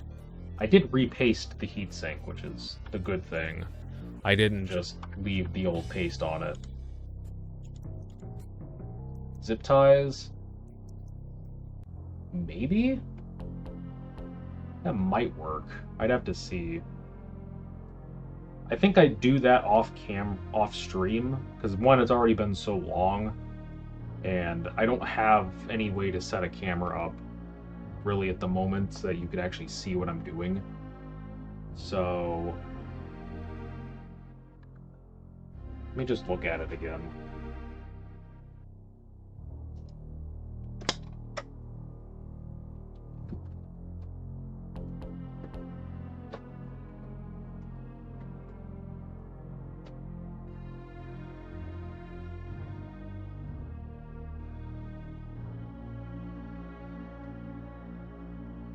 Oh. Right, I forgot I have a gun. And it's like a rough texture aluminum, so I'm pretty sure this'll work and give halfway an accurate reading. Let me see what it is.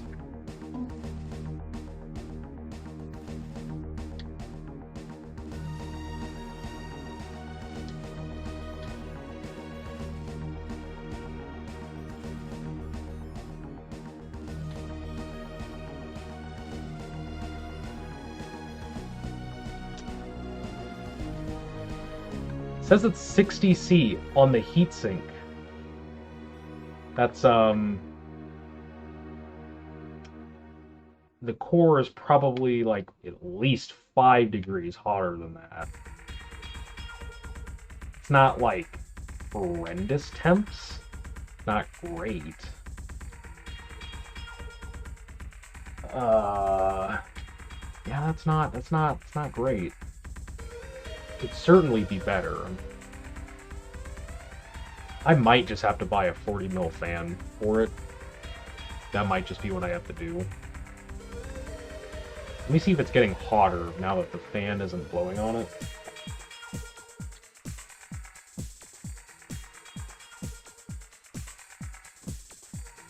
Yeah, it's definitely starting to go up in temp now that the side panel fan isn't blowing on it. So that is working at least.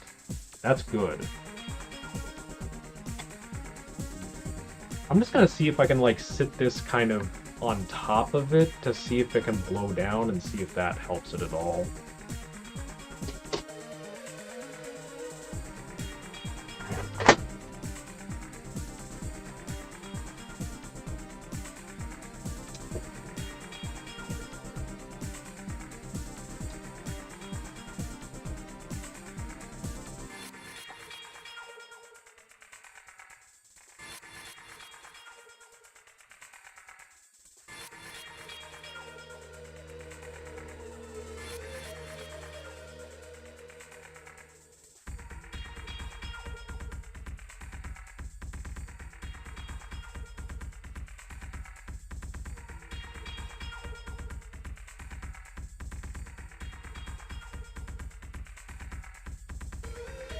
Oh yeah, that's right. I forgot these fans blow like no air.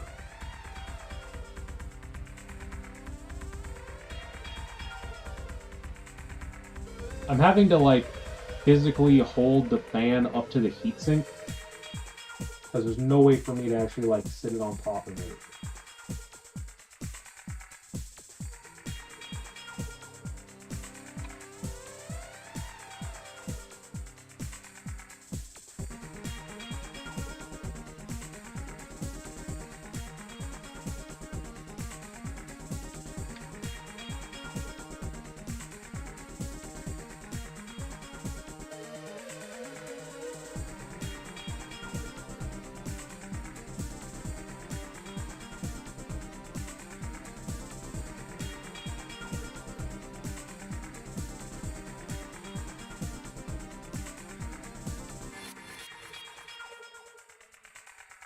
buffering.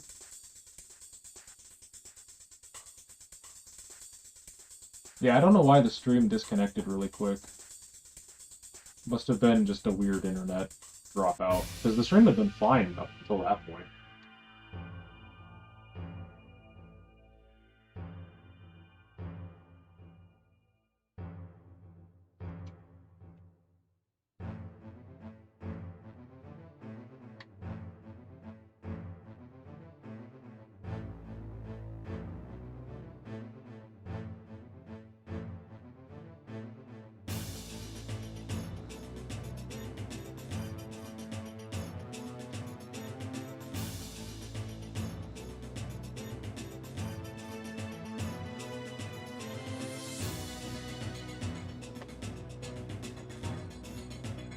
Okay, me holding the fan like just up to the side of the heatsink because I can't balance it to where it's gonna suck air from underneath it and whatnot unless I laid the system on its side. Holding that there for like a minute or two dropped the temp by like 5 degrees. It went down to like 55. So I think that is the right call. I think adding a fan to the side of it. I'm gonna have to get like a 40 mil because a 60 mil is way too big. Even if I like try to design like a 3D printed adapter for it, I don't even know how I'd be able to mount it. It's just so big. 40 mil would fit a lot easier. Yes, it is very late. I guess recap for people that are showing up late. We spent like probably an hour and a half not realizing I needed to crank the Northbridge voltage up way more than I thought. Like, I thought pumping like 0.1, 0.1.5 extra volts was enough. No. No. So we're running it at like 1.3 volts now, and it gets very toasty. I thought my side panel fan idea was going to work, and that probably is helping to cool it some.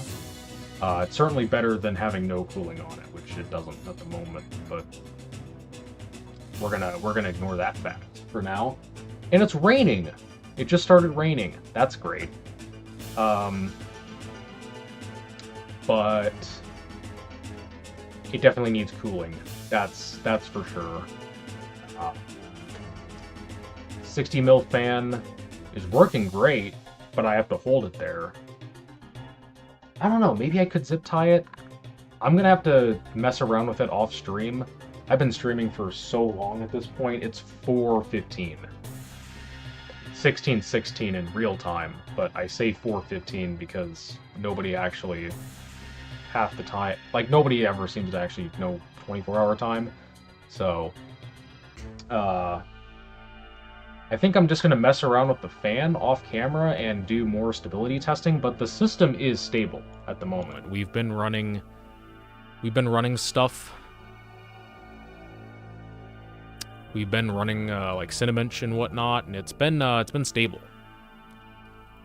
which has been very good. And we did get the CPU running at 4 gigahertz, 1600 megahertz FSB, and it says 800 megahertz because that is the actual frequency, but 1600 mega transfer, DDR3, CL9. So we got all the stuff working that I wanted to get working, which is great. The pre-installed XP. I wish I hadn't wasted so much time. We might do a third stream later once I kind of get the fan thing situated and kind of figured out. Because, like, let me see how much the temp has gone up.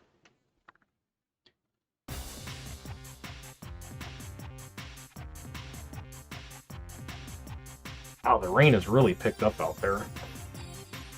Jeez. But in just that, like, few minutes of me talking, not running benchmarks even, it just idling, it went up 6 degrees already. And 61 is pretty intense for... That's pretty intense for the Northbridge, I think. So, yeah, I think if I need to buy a 40 mil fan so I can try and either glue it to the side of the heatsink or zip tie it. Ideally, I'd find a bigger heatsink but I don't even know where I'd find one. Because all the, I think it's like 55 millimeter hole spacing, and all those are probably not going to be that much bigger.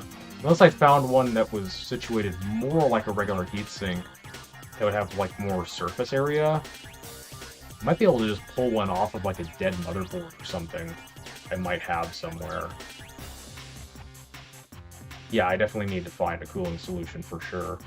The side panel fan was helping. Uh, yeah, the zip ties probably would work, I think.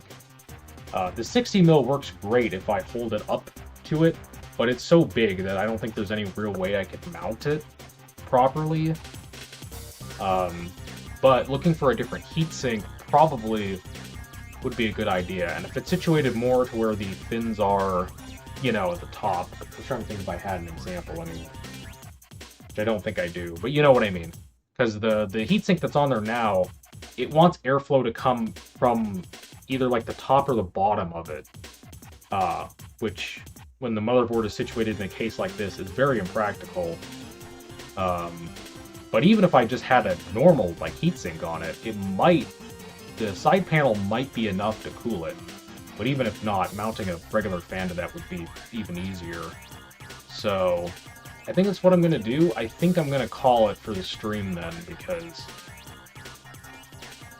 there's really no reason to keep going. At this point, we know this system works. It's at least halfway stable at this point. It's at least booting, it's going into Windows, it hasn't blue screened at all. We've ran Cinebench and stuff, so that's good. CPU temps are fine. CPU temps are great. Like, I already knew the CPU could run 4 gigahertz just fine. And some of the voltages are probably a little high on the CPU side, but I think this is all stuff I'm gonna, like, figure out on my own later, off stream, because, yeah, I've been streaming for almost 4 hours, and, like, a good hour and a half of that was me being dumb and not cranking the voltage up as much as I needed to be. So, I think I'm gonna call it for the stream then, because, yeah, 7600 GS went up to 78. Put heat sinks on it, went down to 68. Yeah. I'm trying to think if I even have any heat sinks like that I could just grab right now to show you, but it doesn't make any sense. I think I'm just gonna, yeah, I'm gonna figure out the heatsink thing, and then I could order a fan. I could order a fan off of Amazon, like if I had to, like tomorrow, and it'd be here probably like Friday, and I could probably stream Friday or Saturday. That would give me enough time to do more stability testing. And I don't think the stream would be terribly long either, because that would be mainly just be me more like benchmarking and stuff more, which I don't know. Would a 12 centimeter fan be an idea? That's just 120 millimeter, right? Yeah, because wait, no. Yeah, no, that'd be right. 12 times 10. Well, I mean, I already have a 120 mil fan blowing at it from the side panel. I already have it blowing at it from the side panel. I think the main issue is that the heatsink is not oriented in a way that you can blow air from the top and have it cool it. It wants the airflow to go from the side of it, which I think is the main issue. So I think even just putting a different heatsink on it, if I can find one, which I have one in mind that I think I can pull off of a board and it'll be okay. I think even if I can just do that, I think the side panel fan might be enough, because the side panel blows a decent amount of air, and I think that might be enough. But yeah, like I still haven't put the side panel back on. I want to see what the temp is now.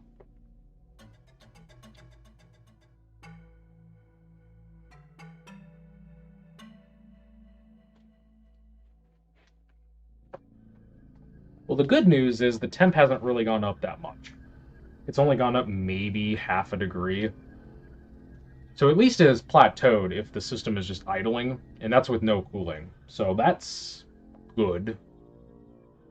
It's not, that's not terrible.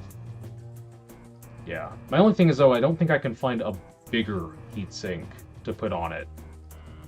I would take the heatsink off of the NVIDIA board, but the problem is it has a whole heat pipe that connects it to the south bridge. So I can't use that. And I don't wanna harvest it off of that, because the board is still working. Kind of, at least. I mean, I haven't tested it more, but it's presumably still working. I was just asking too much of it. So, yeah, I'm gonna find a board that I can rip the heatsink off of. Hopefully that's bigger, or at least more sensibly designed than the current one. And I'm gonna just mess with that off stream, and I'll make another community post if I am gonna stream on like Friday or Saturday if I do figure out like if I do figure it out. But yeah, I think that's gonna be it for the stream.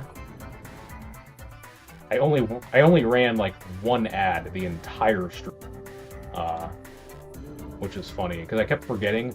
Granted, I only left my chair like I think twice the entire time as well. So,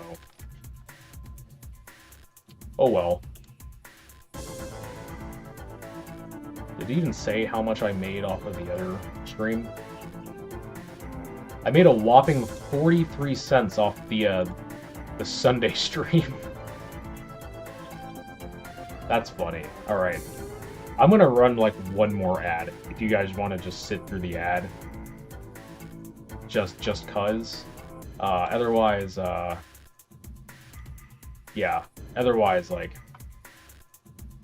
this stream's probably gonna be like nothing.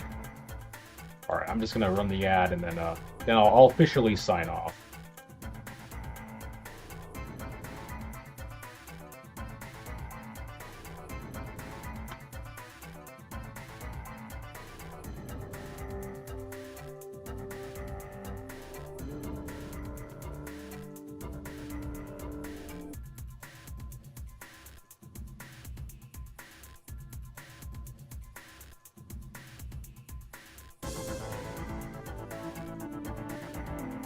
I don't know how long the ads even are.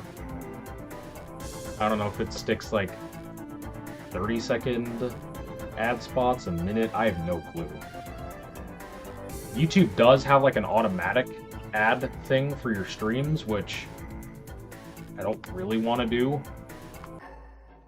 What's up? I'm about to end the stream, actually. You didn't see an ad. Well, there goes that idea. I don't think streaming is a good career for me. Maybe. I don't know. I don't wanna leave YouTube to just set like auto ads all the time or something, because I feel like that would get really annoying. Knowing the amount of mid-roll ads that YouTube wants to run on my videos, yeah, I'm not gonna let YouTube just automatically do it. Oh, you have ad blocker. Okay, yeah, that makes sense then. That's fine. I'm not gonna blame anyone for using ad blocker on YouTube, because the amount of ads and just the quality of the ads is horrible. So I'm not gonna blame anyone for using ad blocker.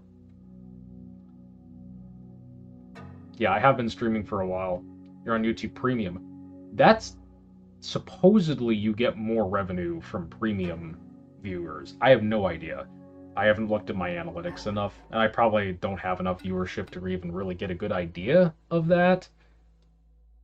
But I've just always heard that premium views get more revenue to those content creators. I don't know. I'm really not in this for the money. like I'm not even close to breaking even to the amount of like money I pay for some of the stuff I do. But it's my hobby as well, so it's like I was gonna spend the money probably anyways, so I might as well try to get a little bit of money back. But yeah. All right, so I'm gonna sign off. I think I'm gonna hunt around for different heatsink or cooling options for the North Bridge, just to see if we can get the temps down. I'm gonna do more stability testing off stream, and then probably I might stream Friday or Saturday. I'll just put up a community post if I'm gonna do it that day or not. And yeah, so thank you guys for watching the stream. I know I did stream pretty early today, but that was kind of the only day I had until like Friday or Saturday that I could really stream. So thank you guys for watching, and see you guys next time.